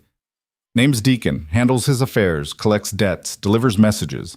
You want to know what Hatch is doing, you watch Deacon. Where do I find him? You don't. He finds you. Usually when you don't want him to. There has to be someone who stood up to Hatch, someone who didn't sell. There was. A man named Foster had a place west of here. Refused to sell for 2 years. Then his house burned down with him in it. Accident, they said. Lantern tipped over. The bartender's voice was bitter. Funny how Hatch's accidents always happen to people who won't sell. Mara felt cold. The sheriff didn't investigate? The sheriff gets his salary from county taxes. Hatch owns most of the county. You do the math. So he just gets away with it. Has been for 10 years. Will keep getting away with it unless someone with real power stops him. And out here, he is the real power. Mara drank the whiskey. It burned going down. What about federal law, territorial government? 60 miles away and don't care about range disputes. As far as they're concerned, this is local business. There has to be something. There isn't. I'm sorry, girl. But you're fighting a ghost. Man's got money, connections, and no conscience. That's a combination nobody beats. Mara left the saloon feeling worse than when she'd entered. She wandered the town for a while, not really going anywhere, just thinking, trying to find an angle, a weakness, something. But everywhere she looked, she saw Hatch's influence. The bank, he owned it. The land office, he controlled it. The freight company, his. Even the church had his name on a plaque. She was standing outside the telegraph office when she saw him. Deacon. Had to be. A man in his 40s, dressed well but not fancy, with the kind of face that was hard to remember. He came out of the land office carrying papers, walked to his horse, and rode east, toward the Triple H. Mara made a decision. She followed him. It was stupid, reckless, exactly the kind of thing Rowan would have told her not to do. But she was out of options and running on desperation, so she got her horse and trailed Deacon at a distance, staying far enough back that he wouldn't notice. The Triple H ranch sprawled across the landscape like a small kingdom. Main house, bunkhouse, multiple barns, corrals full of horses and cattle. Everything neat and organized and prosperous. The opposite of Rowan's struggling homestead. Deacon rode straight to the main house and went inside. Mara circled around, staying in the tree line, looking for… what? She didn't even know. Evidence? Stolen cattle? Some kind of smoking gun? She found the cattle in a pen on the far side of the property. 3 steers that looked familiar, though she couldn't be sure. They could have been Rowan's. Could have been anyone's. Without brands, there was no way to prove anything. She was about to leave when she heard voices. 2 ranch hands standing by a fence, smoking and talking. She dismounted and crept closer, staying low. Chateo aski. Telling you, Hatch is getting impatient, one was saying. Wants that Vance land wrapped up before winter. What's the plan? Don't know yet, but Deacon's been talking about water rights, something about a survey dispute. There's no dispute. Vance owns that land clean. Yeah, but who's going to check? Hatch has got the land office in his pocket. He files a claim saying the property line's wrong. Suddenly Vance is on Hatch's land. That's dirty. That's business. Mara's heart pounded. This was it. This was the proof she needed. If Hatch was planning to falsify land records, that was fraud. Actual, provable fraud. Something even a corrupt sheriff would have to acknowledge. She started backing away, trying to stay quiet. A hand grabbed her shoulder. She spun and found herself face to face with one of Hatch's men. Big guy, mean eyes, and a gun already drawn. Well, what do we have here? Mara's mind went blank with panic. I got turned around. I was looking for about… You were spying. He grabbed her arm, hard enough to bruise. Boss is going to want to talk to you. He dragged her toward the main house. Mara struggled, but he was twice her size and didn't even seem to notice her resistance. Other ranch hands saw them coming and gathered, curious. The main house door opened. Coleman Hatch stepped out, took one look at Mara, and smiled. Miss Colton, what a surprise. Come to take me up on that coffee I offered. Let me go. Now why would I do that? You're trespassing, spying on my property. That's serious business. I was just riding, got lost. Riding 20 miles from your ranch onto my land, hiding in the trees. That's a hell of a wrong turn. He came down the steps. What were you looking for? Nothing? She was listening to Pete and Marcus talking, the man holding her said. Heard them mention the land survey. Hatch's smile faded. Did she now? He stepped closer and Mara saw something behind his polite facade, something cold and calculating and absolutely ruthless. You're making this very difficult, he said quietly. I've tried to be reasonable, tried to give Vance a way out, but you people keep pushing, keep fighting, and now you're snooping around where you don't belong. You can't just take our land, can I? Who's going to stop me? You? A girl nobody wanted? A broken-down rancher with no friends? He leaned in close. I've been doing this for 20 years, Miss Colton. I know every trick, every loophole, every way around the law. And the things I can't get around, I own. You think you can fight that? I think you're scared, Mara said. Her voice shook, but she kept going. I think if you weren't scared, you wouldn't be trying so hard. You wouldn't need fraud and threats. You could just wait us out. Hatch's face went dark. You got a smart mouth. So I've been told. He stared at her for a long moment. Then he gestured to the man holding her. Put her in the bunkhouse. I'll decide what to do with her later. Wait, you can't.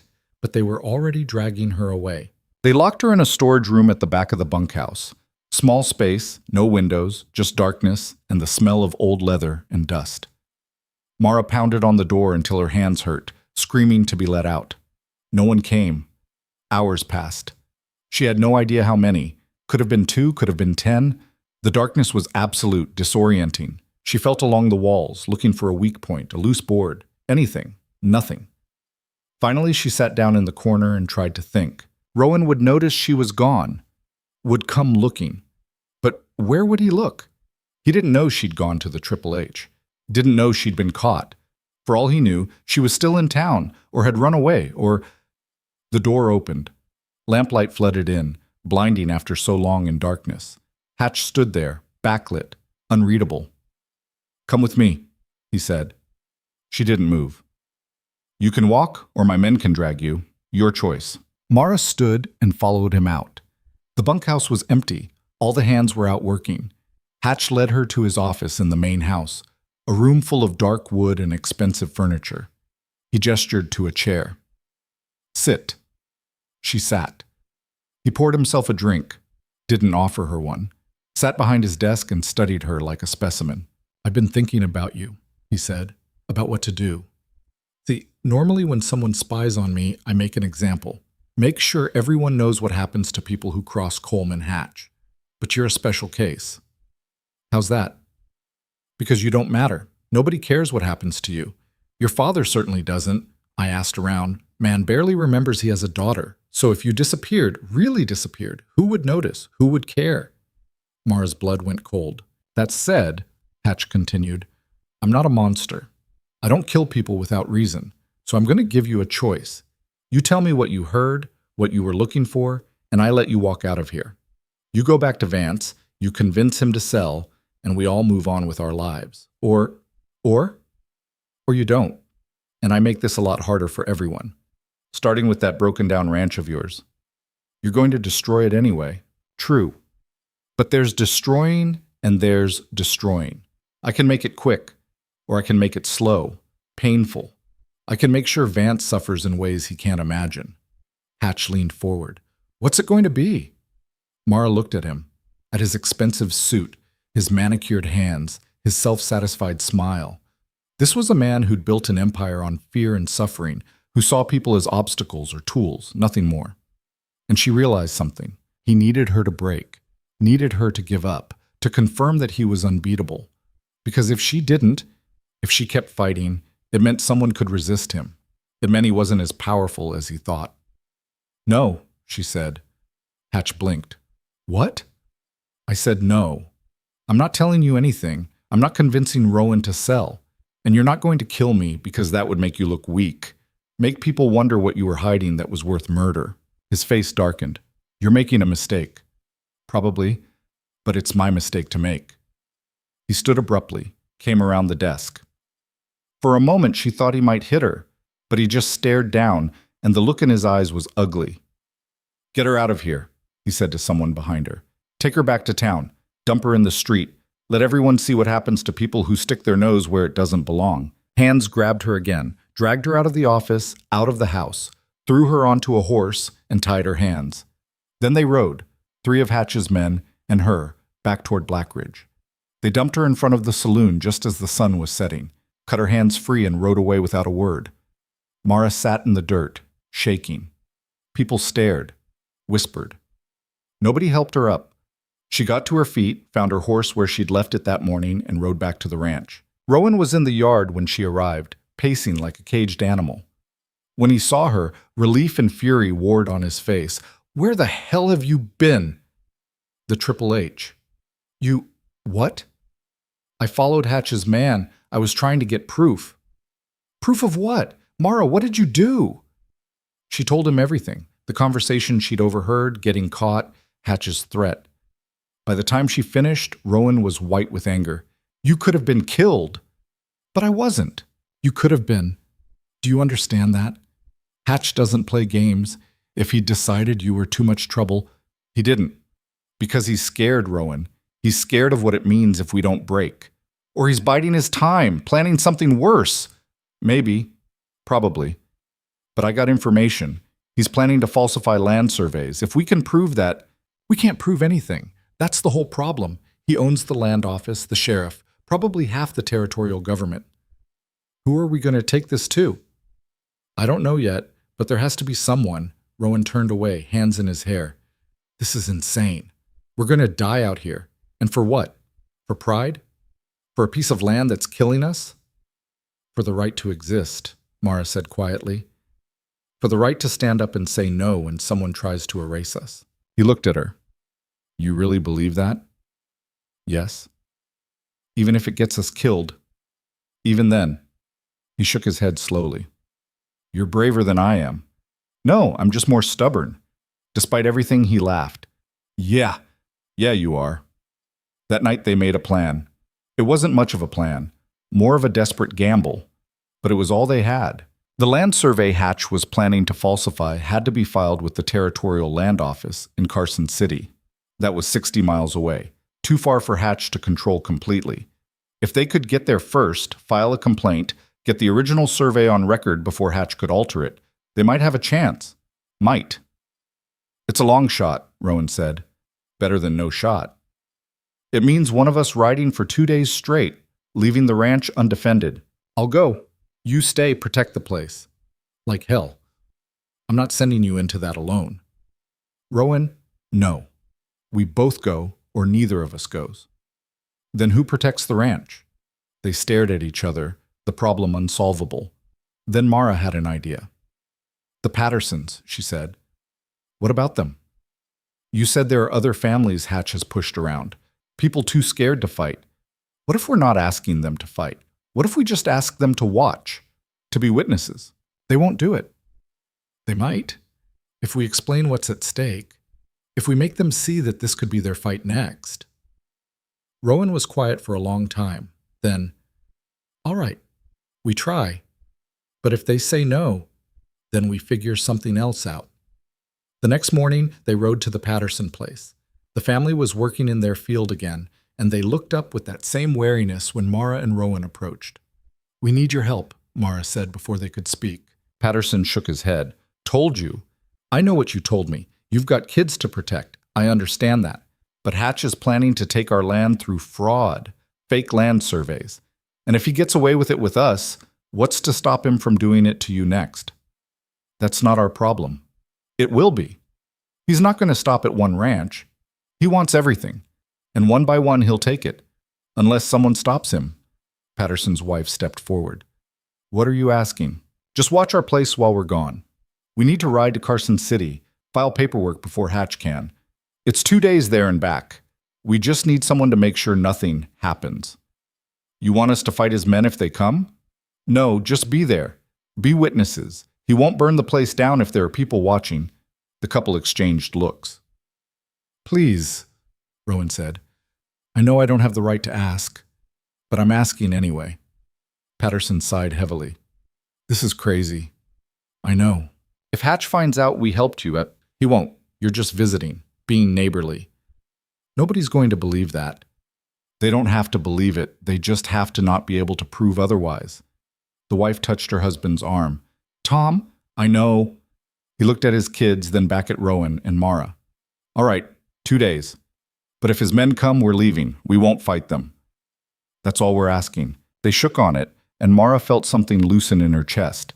Not hope, that was too much. But possibility, maybe. They rode back to the ranch and spent the rest of the day preparing. Food for the journey. Water. The original land deed that Rowan had kept in a lockbox. Every scrap of documentation they could find. At dawn, they left the Pattersons watching the ranch and rode east. It was hard riding. The road was rough, the weather cold, and they had to push the horses harder than was safe. But they kept going, stopping only to rest the animals and grab a few hours of sleep. On the morning of the second day, they reached Carson City. It was bigger than Black Ridge, a real town with actual streets and buildings made of more than just wood. The Territorial Land Office was a brick building in the center of town. They tied up the horses and went inside. The clerk behind the desk looked up, bored. Help you? We need to file a complaint, Rowan said, about a land survey dispute. Fill out this form. Takes 3 weeks to process. We don't have 3 weeks. Someone's trying to file false surveys to steal our land. The clerk's expression didn't change. Still takes 3 weeks. Is there anyone else we can talk to? Someone with authority? You can request a meeting with the territorial surveyor. He's in next week. Next week's too late. The clerk shrugged. Then I don't know what to tell you. Mara wanted to scream. They'd ridden 2 days, left their ranch vulnerable, bet everything on this, and they were being stalled by bureaucracy. There has to be something, she said. Lady, I'm sorry, but that's the process. You want it done faster, you need to talk to someone higher up. Who? Territorial governor, maybe. But he's in the capital, 3 days' ride from here. They left the office feeling defeated. Now what? Mara asked. Rowan stared at nothing. I don't know. They stood in the street, people flowing around them, and Mara felt the weight of it all crash down. They'd failed. Hatch was going to steal the ranch, and there was nothing they could do to stop it. Then she saw the newspaper office. Wait, she said. What? What if we don't go through official channels? What if we go public? Public how? The newspaper. We tell them what Hatch is doing, make it a story. If enough people know about the fraud, he can't just bury it. Rowan looked at the newspaper office, then at her. That's actually not a terrible idea. High praise. I'm serious. If we can get a reporter interested, get it printed, it forces Hatch to either back off or be exposed. They looked at each other. Let's try it, Rowan said. The newspaper office was small and cluttered, full of paper and ink and the smell of hot metal from the printing press. The editor was a middle-aged man with ink-stained fingers and a skeptical expression. They told him everything. Hatch's threats, the burned barn, the poisoned well, the plan to falsify surveys. The editor listened, taking notes. When they finished, he sat back. Hell of a story, he said, if it's true. It's true, Mara said. You got proof? We've got the original survey, and we can show you the damage to our property. That proves you had a fire in a flooded well. Doesn't prove Hatch caused it. We overheard his men. Hearsay. Won't hold up. Rowan slammed his hand on the desk. So what do you need? What would be enough? The editor considered.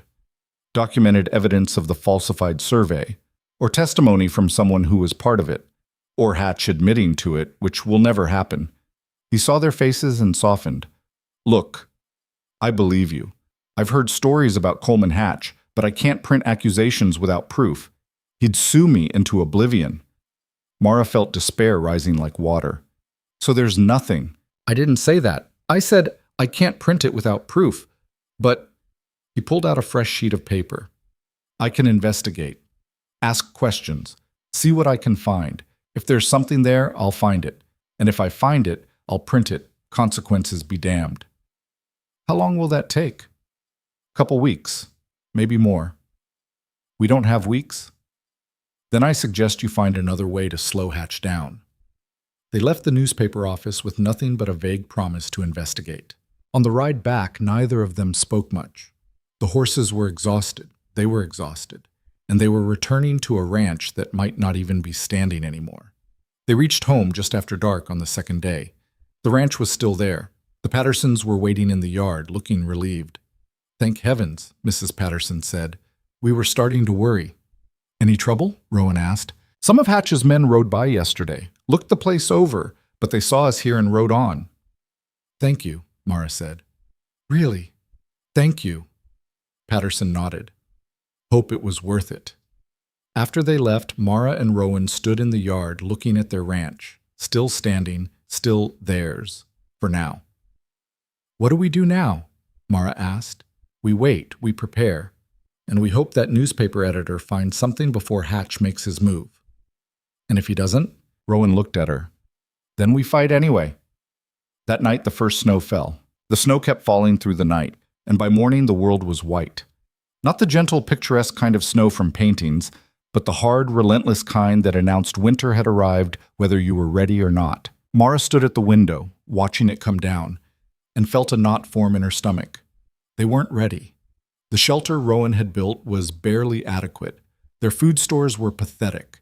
They had 3 cattle instead of 6, no barn, and no idea when Hatch would make his next move. "We need to get those cattle under cover," Rowan said behind her. He'd been up before dawn checking on the animals. His coat was dusted with snow, his face raw from the cold. "Where?" "We don't have a barn." "The lean-to will have to do. It's not much, but it's better than leaving them exposed." They spent the morning herding the reluctant cattle into the makeshift shelter. The animals didn't want to go, spooked by the snow and the unfamiliar space. By the time they got all 3 inside, Mara's hands were numb despite her gloves, and her feet felt like blocks of ice. Inside the house, she tried to get warm by the fire while Rowan checked their food supplies. The silence stretched between them, heavy with unspoken worries. "We've got maybe 3 weeks of food if we're careful," he said finally. 4 if we really stretch it. "And then?"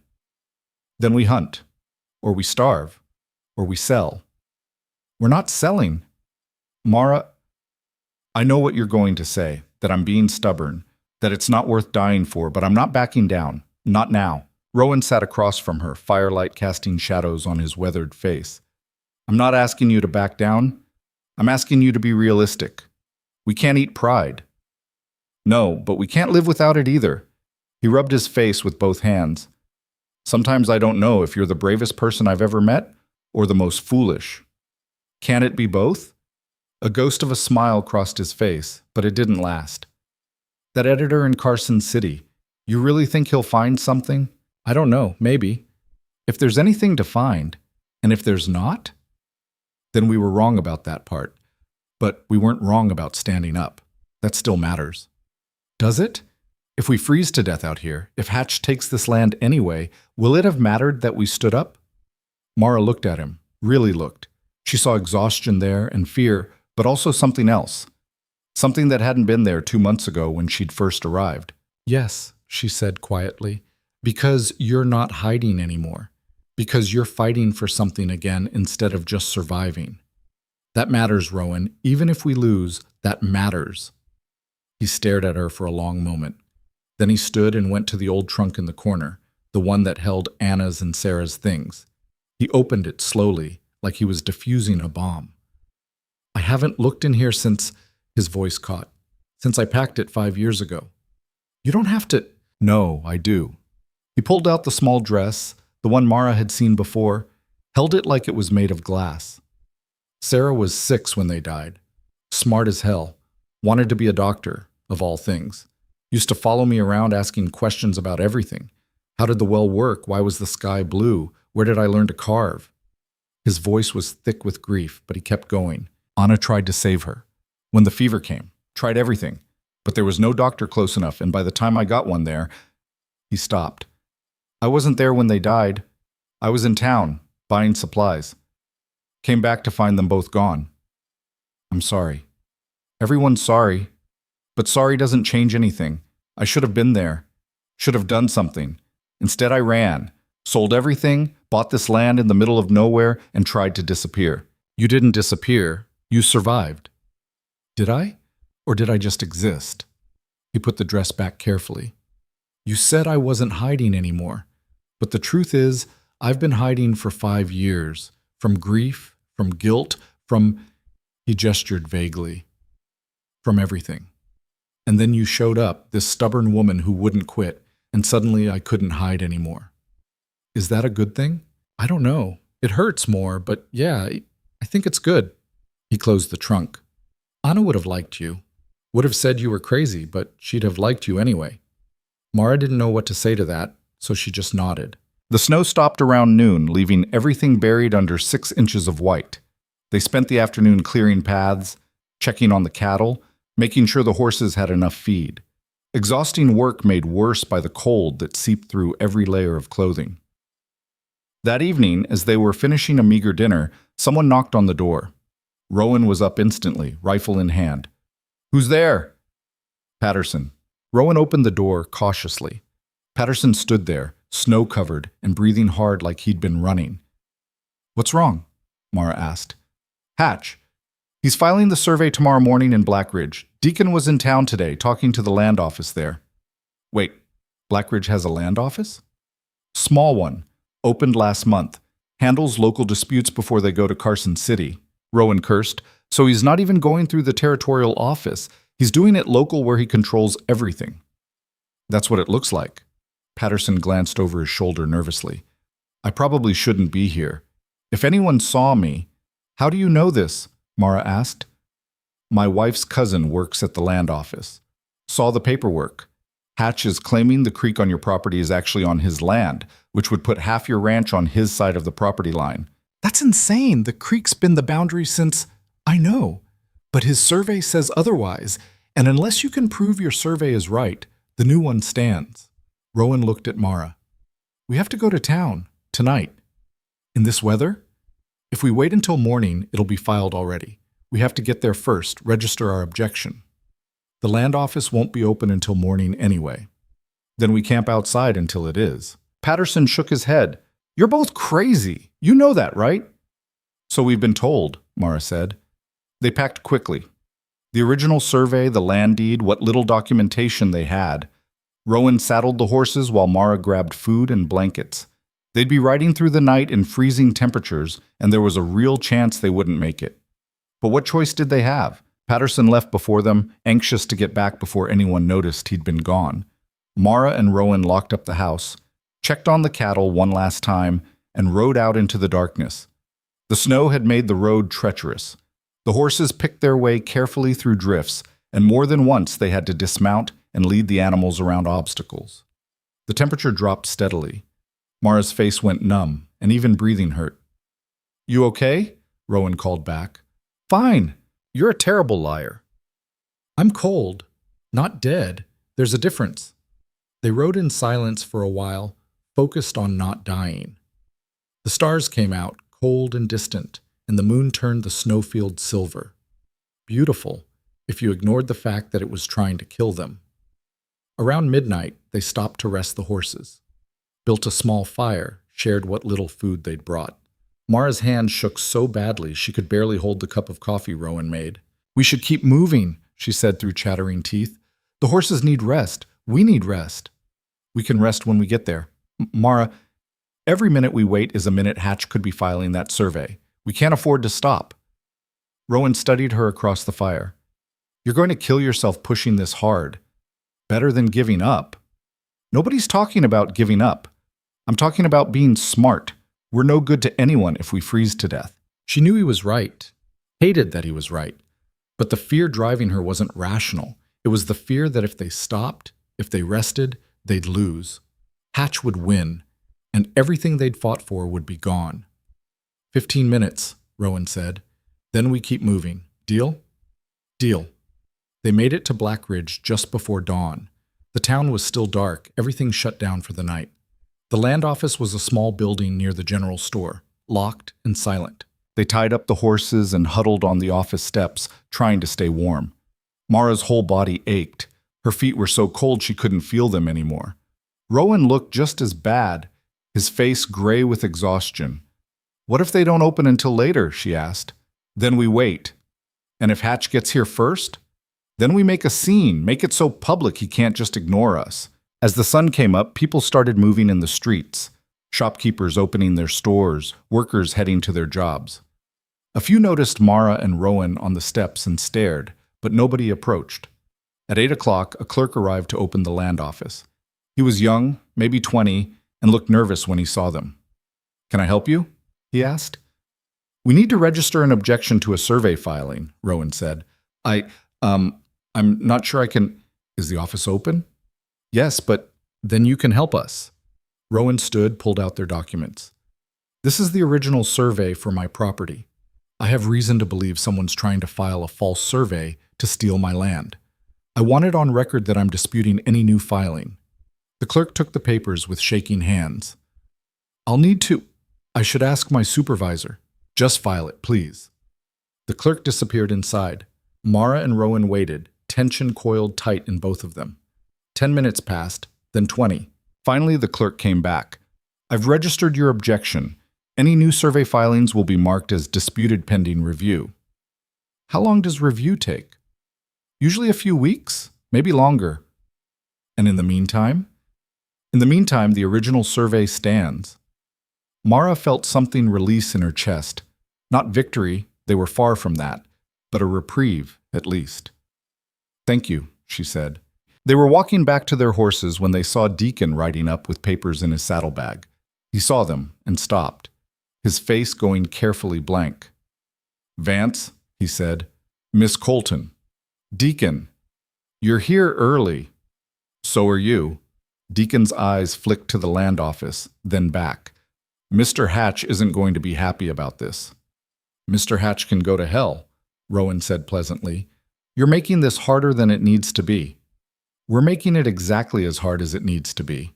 Deacon shook his head slowly. "Your funeral." He rode to the land office, went inside, came out 10 minutes later looking angry and rode away without another word. "That's going to have consequences," Rowan said. "Everything has consequences." They rode back to the ranch, exhausted but alive. The trip had taken everything out of them. Mara could barely stay in the saddle, and Rowan looked ready to fall over. But they'd done it. They'd beaten Hatch to the filing, and for now, their land was still theirs. The house was freezing when they got back. The fire had gone out, and the temperature inside wasn't much better than outside. They got it going again, peeled off their frozen clothes, and collapsed. Mara woke hours later to Rowan shaking her. "Someone's here," he said quietly. She sat up, heart pounding. Outside, she could hear horses. Multiple horses. They looked out the window. Half a dozen riders in the yard. Not Hatch this time, but men she didn't recognize. Hard men with guns and no patience. "Federal marshals," Rowan said, reading a badge on one man's coat. "What do they want?" "I don't know." They went outside. The lead marshal was an older man with gray hair and a face carved from stone. "Rowan Vance?" he asked. "That's me." "I'm Marshal Grant. We got a complaint about land fraud in this area. You know anything about that?" Mara and Rowan exchanged glances.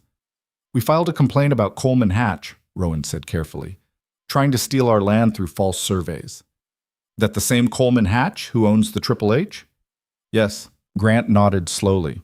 "Got a telegram from an editor in Carson City. Said there might be something worth investigating. We've been looking into Hatch for a while. Other complaints, other disputes, nothing concrete until now." "You're investigating him?" Mara couldn't keep the hope out of her voice. "We're investigating the allegations. If we find evidence of fraud, we'll act on it. If we don't," he shrugged, "then it's just a land dispute and we go home."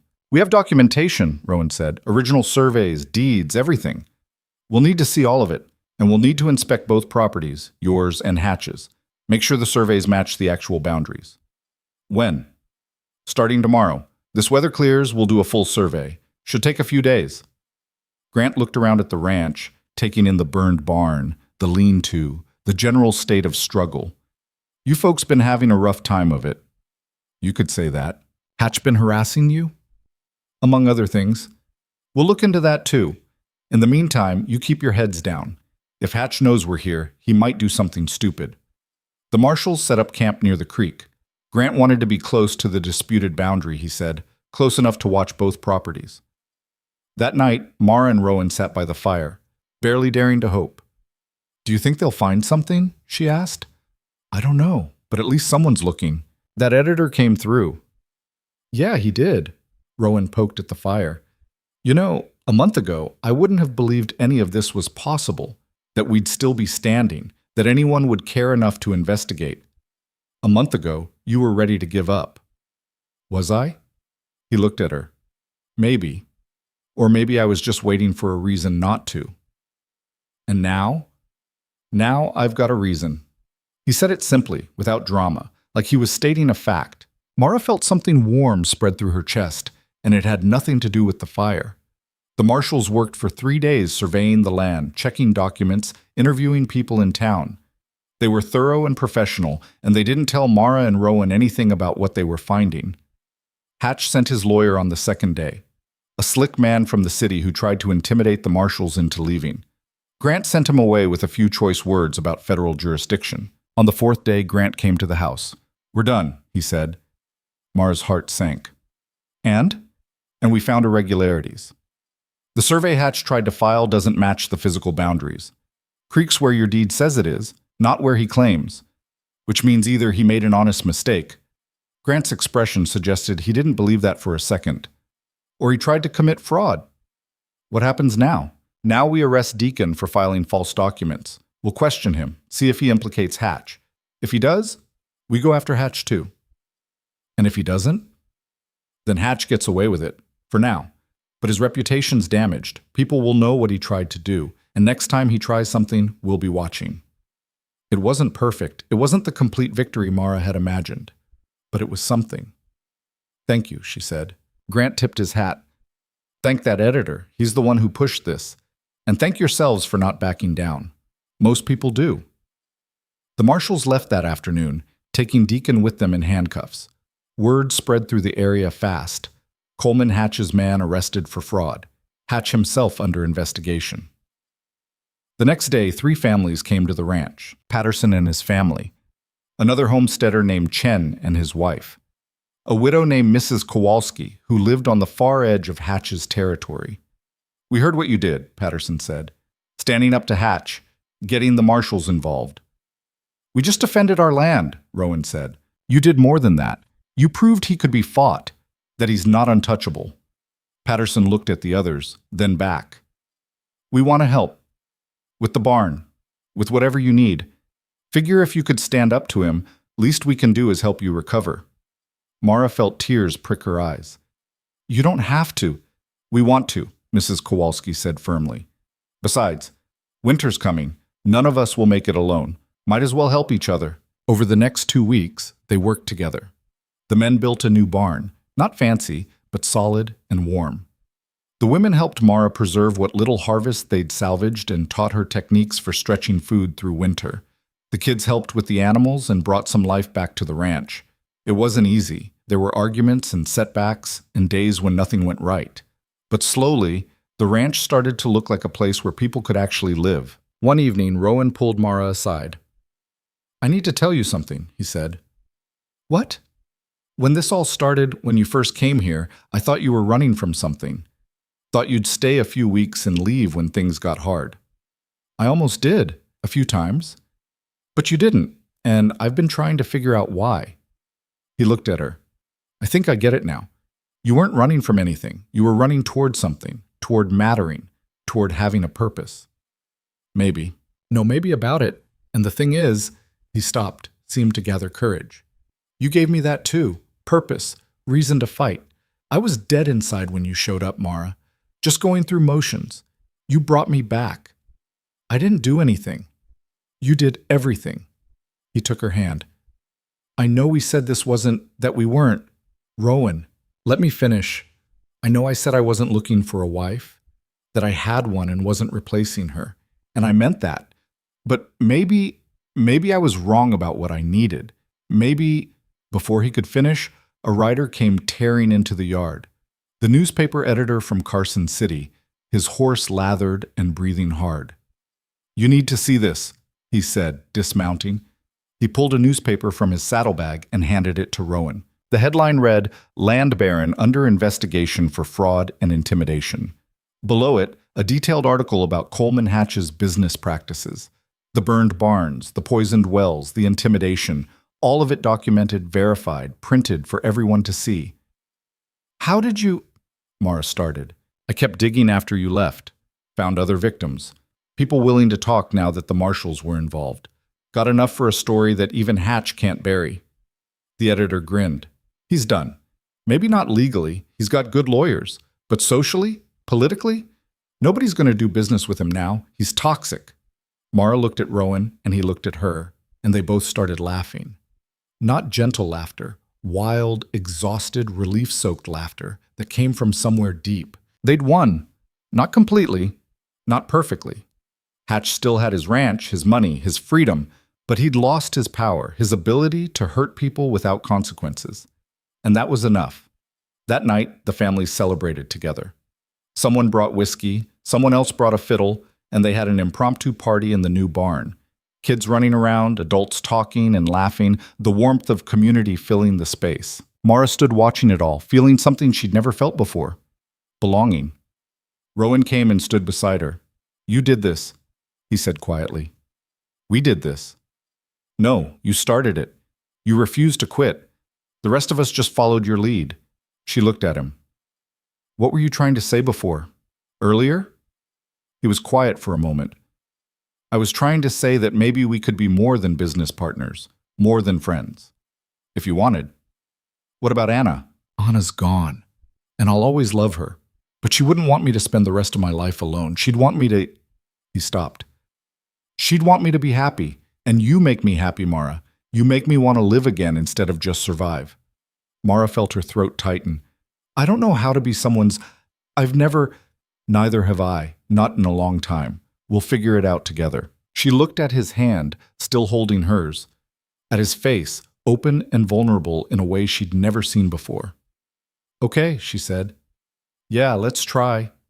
He smiled, really smiled, for the first time since she'd known him. Then someone called them to dance and they joined the party, and for one night at least, everything was perfect. But in the back of Mara's mind, she knew it wasn't over.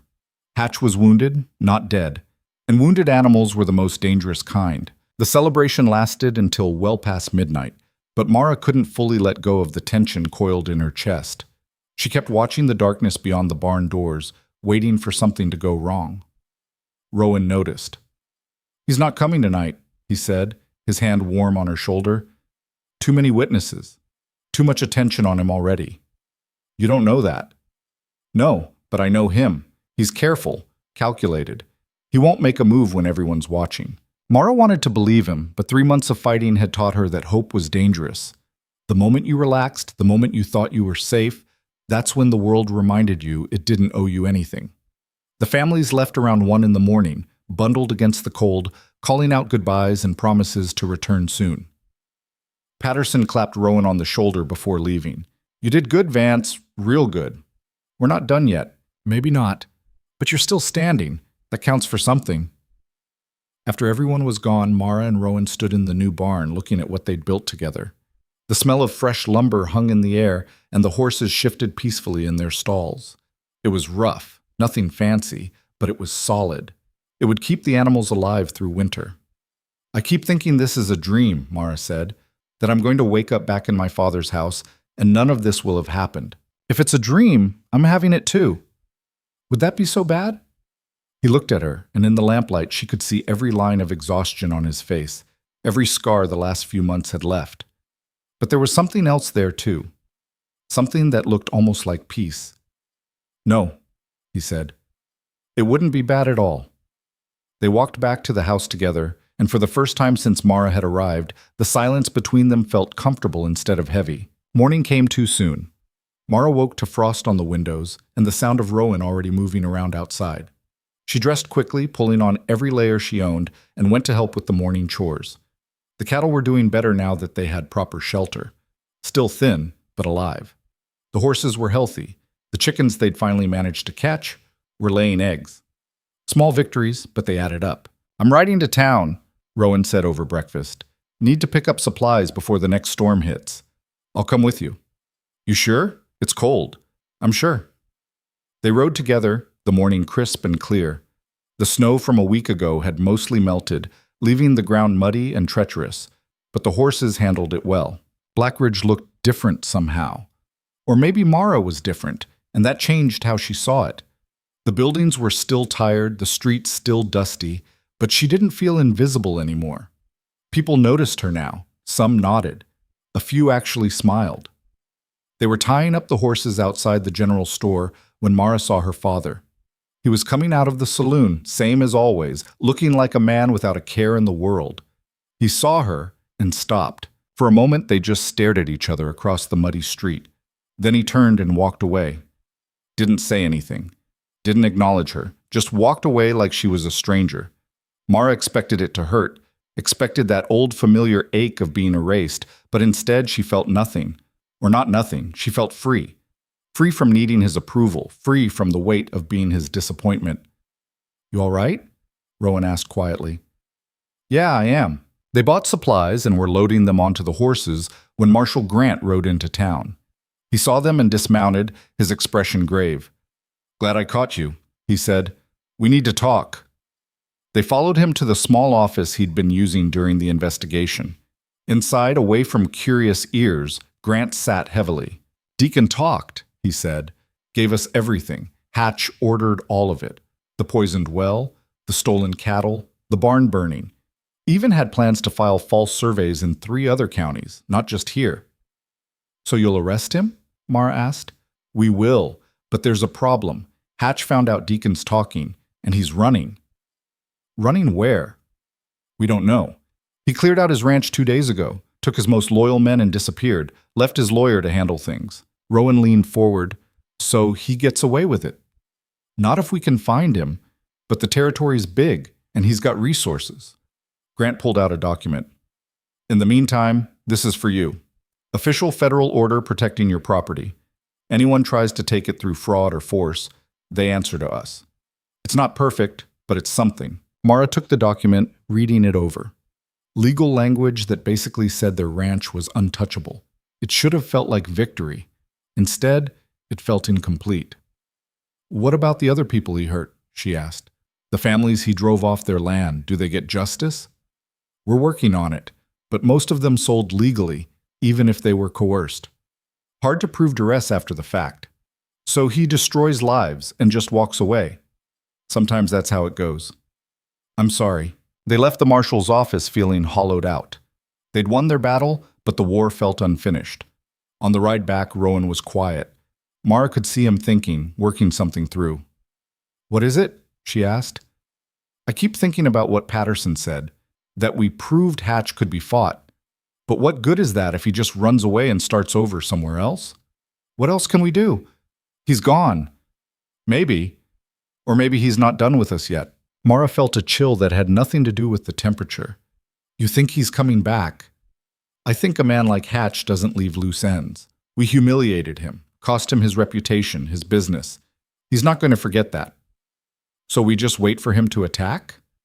"No. We prepare. And we make sure that if he comes, he regrets it."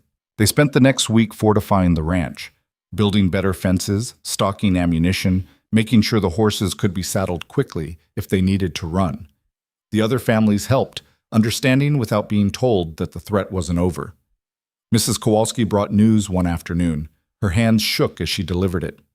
"Someone's been watching my place," she said, "riding by at night, never stopping, just watching." "You see who it was?" Rowan asked. "Too dark."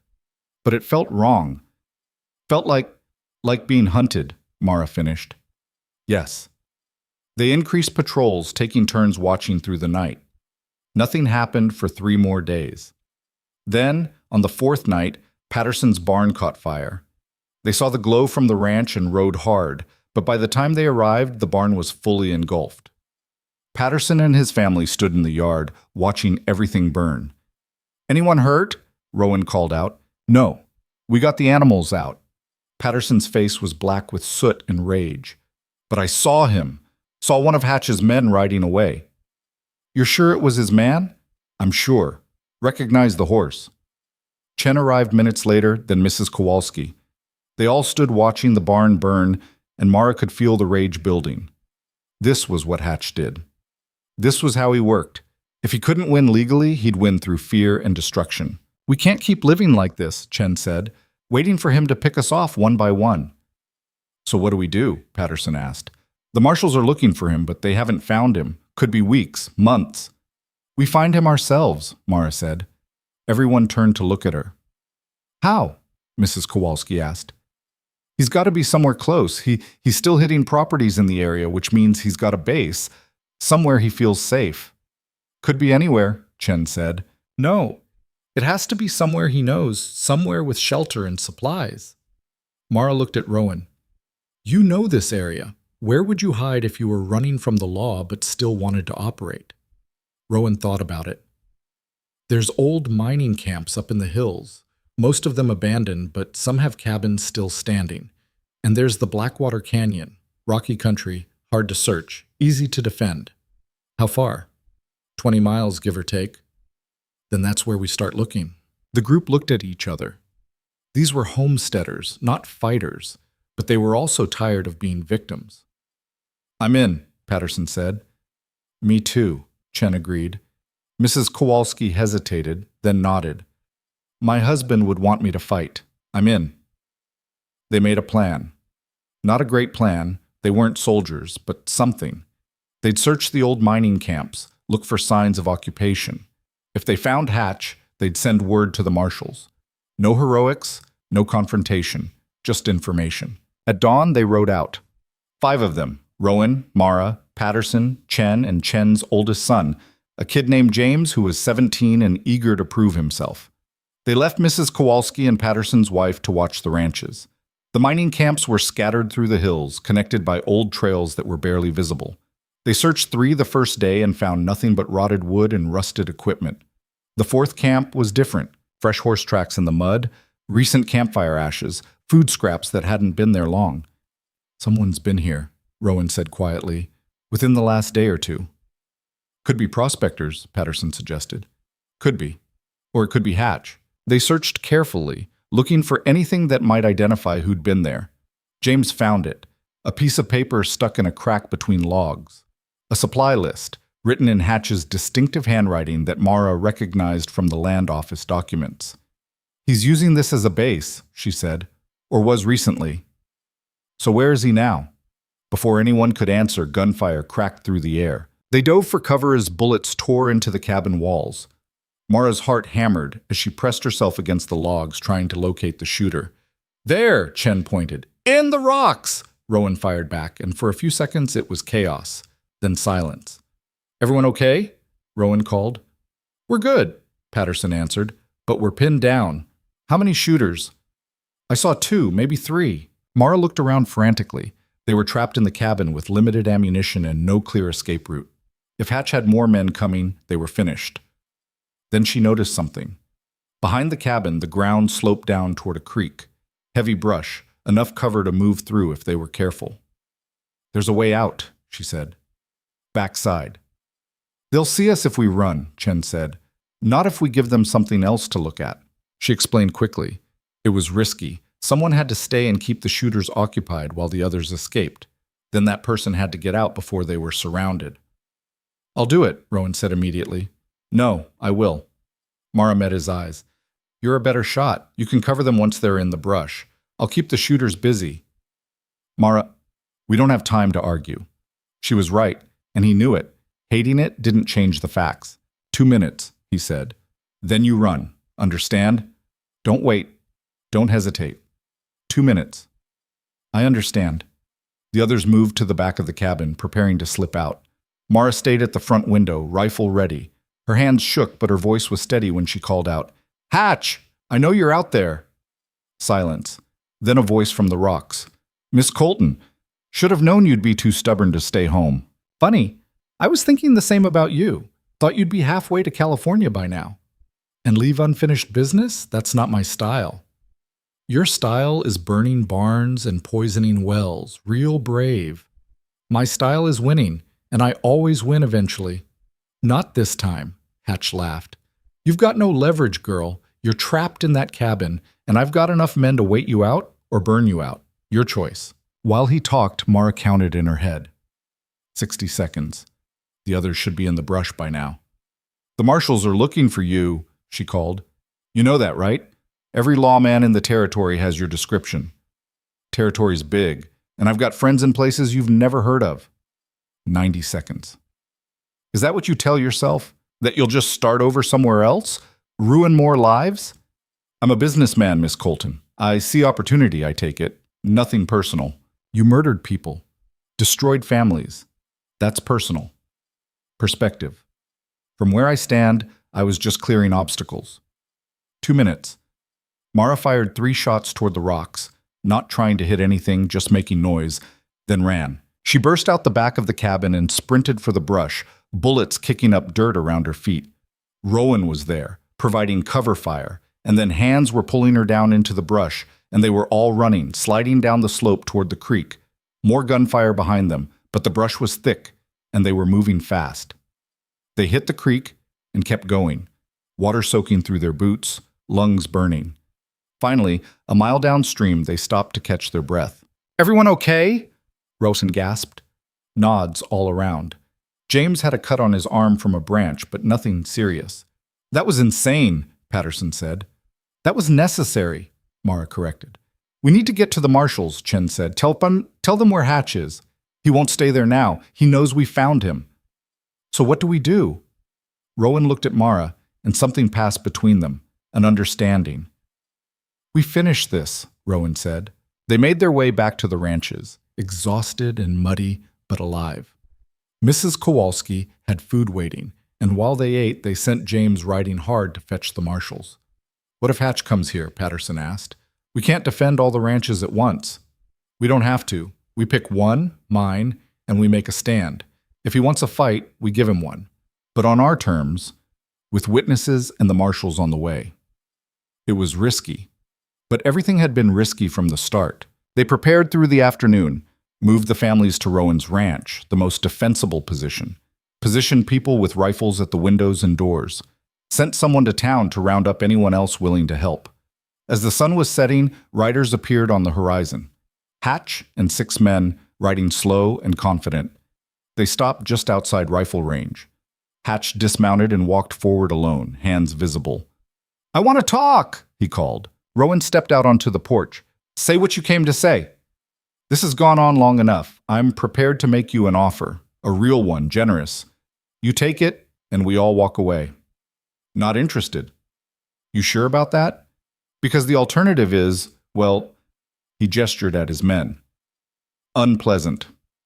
The marshals are on their way. You attack us. You're not just fighting me. You're fighting federal law. The marshals won't get here for hours. A lot can happen in hours." Mara stepped out beside Rowan. "You're not as smart as you think you are, Hatch." "That's so." "Yeah. You think you're untouchable. Think you can do whatever you want because you've got money and men. But you're not untouchable. You're just a bully, and bullies always fall eventually." Big words from someone trapped in that house. "I'm not trapped. I'm exactly where I want to be, fighting for something that matters. Can you say the same?" Hatch's expression darkened. "Last chance, take the offer." "Go to hell." He smiled, but it was ugly. "Have it your way." He turned and walked back to his men. They started to advance. Inside the house, everyone tensed. This was it, the final confrontation. Then horses thundered from the east. Marshal Grant and 20 federal deputies riding hard, rifles ready. Hatch saw them and pulled up short. His men looked at each other, uncertain. "Coleman Hatch," Grant's voice carried across the yard. "You're under arrest for fraud, arson, attempted murder, and about 15 other charges I've got written down." For a long moment, nobody moved. Hatch's men were outnumbered and outgunned. But Hatch himself looked like he was calculating, trying to find an angle. "Don't even think about it," Grant said. "You run, we shoot. You fight, you die. Only way you walk away from this alive is if you come quiet." Slowly, Hatch raised his hands. His men did the same. The marshals moved in, cuffing them efficiently. Grant personally handled Hatch, and the look on the old Baron's face was something Mara would remember forever. Not anger, not defiance, just the shocked realization that he'd finally lost. "How did you get here so fast?" Rowan asked Grant. "James rode like hell was chasing him. We were already on our way, got word Hatch was in the area. Boy just gave us the final location." They watched as the marshals loaded Hatch and his men onto horses, preparing to transport them to Carson City for trial. Before they left, Hatch looked at Mara. "You should have taken the money when I offered," he said. And you should have left when you had the chance, she replied. Grant tipped his hat. You folks take care. We'll make sure he goes away for a long time. They rode off, taking Hatch with them, and suddenly it was over. Actually over. Mara sat down on the porch steps, her legs shaking. Rowan sat beside her. Around them, the families were cheering, hugging, crying with relief. We did it, she said quietly. You did it. I just helped. No, we did it. Together. He took her hand, and they sat there as the sun set, watching the sky turn orange and pink and purple. Later that night, after everyone had gone home and the ranch was quiet again, Mara found Rowan standing by the new barn, looking at the stars. Can't sleep? She asked. Too much adrenaline still. He smiled. Also, I keep expecting someone to attack, going to take a while to believe it's really over. Same. They stood in comfortable silence for a while. Then Rowan said, I need to tell you something. Okay, about Sarah, my daughter. He took a breath. I told you she died in the fever outbreak, and I thought she had. Anna died, and Sarah was so sick, and the doctor said there was nothing he could do. I sat with her for hours, and then I couldn't watch her die too. I left, got drunk. When I came back the next morning, she was gone. The house was empty. I assumed...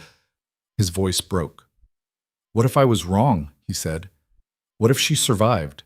What if she's out there somewhere? Rowan, the doctor never actually confirmed she died. There was so much chaos during the outbreak. Bodies everywhere. I just assumed. But what if... Then we find out, Mara said firmly. We contact the doctor, the town, whoever we need to. We find out the truth. It's been 5 years. So, if there's a chance, we take it. He looked at her with something like wonder. How are you so sure about everything? I'm not sure about anything, but I'm done letting fear make my decisions. The next week, Rowan wrote letters. To the doctor who'd treated Sarah. To officials in the town where they'd lived. To anyone who might have records. The responses took time. Weeks passed. Winter settled in properly, and the ranch survived it. The families worked together, sharing resources, helping each other through the hard months. Mara and Rowan grew closer. Not in the dramatic, sweeping way of storybooks, just the quiet way of two people learning to trust each other. Learning that love didn't have to be perfect to be real. Then, on a cold February morning, a letter arrived. Rowan opened it with shaking hands, and Mara watched his face go white. What is it? He handed her the letter wordlessly. It was from a woman named Mrs. Hendricks, who ran an orphanage in Denver. She'd been contacted by the doctor, who remembered a girl brought in during the outbreak. Very sick, unconscious, no family that they could find. She'd survived eventually, but had no memory of who she was or where she'd come from. They'd named her Jane. She was 9 years old now. Brown hair, brown eyes, quiet, liked to draw. And she had a small scar on her left hand in the shape of a crescent moon. Rowan made a sound like he'd been punched. Sarah had that scar, he whispered. She fell on a nail when she was 3. Anna patched her up, but it left a mark shaped just like... He couldn't finish. Mara read the rest of the letter. Mrs. Hendricks was willing to arrange a meeting if Mr. Vance wanted to verify the girl's identity. She cautioned that after 5 years, the girl might not remember him. That reunions didn't always go well. But if he wanted to try, the orphanage would facilitate. We're going to Denver, Mara said. What if it's not her? What if it is? They left 2 days later after arranging for the neighbors to watch the ranch. The journey to Denver took over a week in winter conditions, and Rowan barely spoke the entire time. Mara watched him cycle through hope and fear and guilt in waves. The orphanage was a grim brick building that tried to be cheerful with curtains and flowers, but couldn't quite manage it. Mrs. Hendricks met them at the door, a kind-faced woman with tired eyes. Mr. Vance, she said. And you must be Mrs. Vance? Just Mara, Mara said, but didn't correct the assumption. Mrs. Hendricks led them to a sitting room. I should warn you, she's had a hard life, doesn't trust easily, and she truly doesn't remember anything before the orphanage. If you're hoping for a joyful reunion, I just want to see her, Rowan said. Please. Mrs. Hendricks nodded and left. They waited in silence. Rowan's hands were clenched so tight his knuckles were white. Then the door opened and a girl walked in. She was small for 9, thin and serious, with brown hair pulled back and brown eyes that looked older than they should. She wore a simple dress and scuffed shoes, and she held herself like someone used to being overlooked. Rowan stood slowly, and Mara saw tears on his face. "Sarah?" he whispered. The girl frowned. "My name's Jane." "I know, I'm sorry, but can I see your left hand?" She held it out cautiously, and there it was, the crescent moon scar. Rowan's knees buckled. Mara caught him, helped him stay upright. "It's you," he said, his voice breaking. "It's really you, Sarah. I'm your father." The girl's expression didn't change. "I don't remember you." I know you don't, but you were 6 when I lost you. Your mother's name was Anna. She loved you so much, and I thought I'd lost you both. I thought—" He was crying too hard to continue. Mara stepped forward. "I'm Mara, and I know this is confusing and strange, but your father's been looking for you. He never stopped loving you, even when he thought you were gone." The girl, Sarah, Jane, looked between them. "Why did he leave me?" The question hit like a bullet. "I didn't know," Rowan said. "I thought you died. I thought, when your mother passed and you were so sick, the doctor said there was nothing he could do. And I was a coward. I couldn't watch you die too. So I left, just for a little while, and when I came back you were gone. And I thought—" He wiped his face. "I thought I'd lost everything. I should have stayed. Should have been there. I'm so sorry." She studied him with those 2 old eyes. "Do you want me to come with you?" "More than anything in the world, but only if you want to. I won't force you." "Where would we go?" "I have a ranch. In the mountains. It's not much, but it's home. There's space and clean air and—" He looked at Mara. "And people who would love you." Sarah was quiet for a long time. Then she said, "Can I think about it?" "Of course, take all the time you need." Mrs. Hendricks arranged for them to visit over the next few days. Each visit, Sarah was a little less guarded. She asked questions about the ranch, about Anna, about what her life had been like before. Rowan answered everything honestly, even the hard parts, the grief, the guilt, the years he'd spent barely surviving. On the 4th day, Sarah said, "I want to try, coming with you. But if I don't remember, if I don't feel like your daughter, then you can come back here," Rowan said. "Or we'll find somewhere else. Wherever you want to be, I'll make sure you're safe and cared for, no matter what." "Okay, then I'll try." The journey back to the ranch was different. Sarah rode between them, quiet but present. She asked about the horses, about the land, about what they did all day. Small questions, but they felt enormous. When they arrived home, the neighbors were waiting. Word had spread somehow. Mara suspected Mrs. Kowalski had been gossiping, and they'd prepared a welcome. Sarah looked overwhelmed by the attention, but not scared, just cautious. That night, Mara showed her to the room that would be hers, the room that had once held Anna's and Sarah's belongings, now cleaned and made ready. "This was my room?" Sarah asked. "A long time ago." She looked around, touching things carefully. Then she opened the trunk in the corner. Inside were the clothes Mara had found months ago. The little dress, the tiny shoes. Sarah held up the dress. "I think I remember this. Maybe. Or maybe I just want to remember." "That's okay. Memory or not, you're here now. That's what matters." Over the following weeks, Sarah settled in slowly. She was quiet, reserved, but she started to open up. She helped with chores, played with the neighbor kids occasionally, asked questions about everything.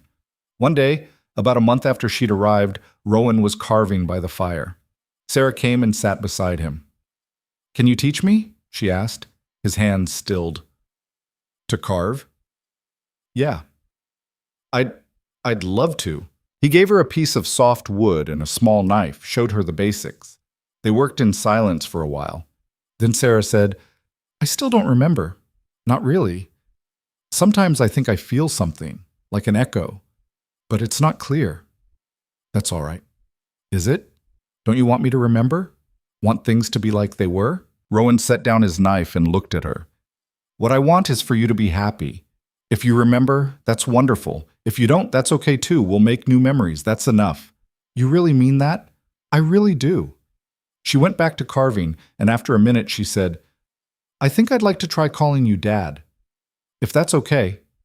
Rowan couldn't speak, just nodded, tears streaming down his face. Spring came to the valley slowly, melting the snow and turning the ground soft. Mara planted the garden with Sarah's help, teaching her about seeds and soil and patience. The newspaper in Carson City ran regular updates about Hatch's trial. He was convicted on multiple charges and sentenced to 20 years in prison. His land was seized and auctioned off. The Triple H was divided among several families who'd been driven off their own properties. Justice, imperfect but real. One evening in late April, Mara and Rowan sat on the porch watching Sarah play with the neighbor kids in the yard. The sun was setting, painting everything gold. I keep thinking about where I was a year ago, Mara said. Invisible, erased, convinced I didn't matter. And now? Now I'm home. Actually home in a way I've never been before. Rowan took her hand. I've been meaning to ask you something. What? I know we said we'd figure this out as we went. The whole us thing. But I was thinking maybe we could make it official. Get married, proper, if you want. Mara looked at him. At this man who'd been so broken when she'd met him, and who'd somehow helped her fix herself while she'd helped fix him. It wasn't a fairy tale. It was messy and hard, and sometimes they still struggled, but it was real. Yeah, she said, I'd like that. They got married in June, with the whole community there. It was simple. No fancy church, just the valley and the sky and people who mattered. Sarah stood beside them, and when the makeshift preacher asked if anyone objected, she said, I don't object, but I do want cake after this. Everyone laughed, and it was perfect. Life went on. The ranch grew. They added more cattle, fixed up the house properly, built an addition for Sarah. Other families settled in the area, drawn by the land and the community, and the stories of people who'd stood up to a tyrant and won. Mara never went back to Black Ridge except to buy supplies. Her father died 2 years later, drank himself to death, according to the reports, and she felt nothing except maybe pity. Some people were meant to build things. Others were meant to tear them down. She'd chosen her side. On a cool evening in autumn, 5 years after that first night in the saloon, Mara stood in the yard watching the sunset.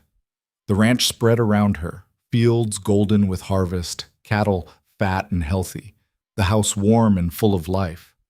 Sarah came running from the barn, now 14 and tall, all awkward limbs and bright eyes. Mom, Dad says dinner's ready. Mom. It had taken 2 years before Sarah had called her that, and Mara still felt a warmth in her chest every time. Coming. She took one last look at the valley, at everything they'd built from nothing. This was hers. Not because someone had given it to her or because she'd inherited it, because she'd fought for it, because she'd stood up when it would have been easier to disappear, because she'd chosen to matter, and that made all the difference. Inside, Rowan was setting the table while Sarah told him about her day. He looked up when Mara entered, and his whole face softened into a smile. Hey, he said. Hey, yourself. They sat down to dinner, just the three of them, just family, and Mara thought about the girl she'd been. Invisible. Erased. So convinced she was nothing that she'd almost believed it. That girl was gone. In her place was someone stronger. Someone who knew that your worth wasn't determined by how others saw you, but by how you saw yourself. By what you were willing to fight for. The conversation flowed around her. Sarah's plans for tomorrow. Rowan's ideas for expanding the North Pasture. Everyday things that made up a life. And it was enough. More than enough. It was everything. Outside, the first stars appeared in the darkening sky. The valley settled into night, peaceful and quiet. Somewhere out there, other people were fighting their own battles. Other invisible people were deciding whether to stay or run, to fight or surrender. Mara hoped they chose to fight, hoped they found their own strength, their own purpose, because everyone deserved to matter. Everyone deserved to stand in the light and say, I'm here, I exist, and I'm not going anywhere. That was the lesson she'd learned in dust and blood and fire. That was what she'd carry forward. Not that life was fair, not that good always won, but that standing up mattered, even when it was hard. Especially when it was hard. And sometimes, if you were lucky and stubborn and brave enough, standing up was exactly what saved you.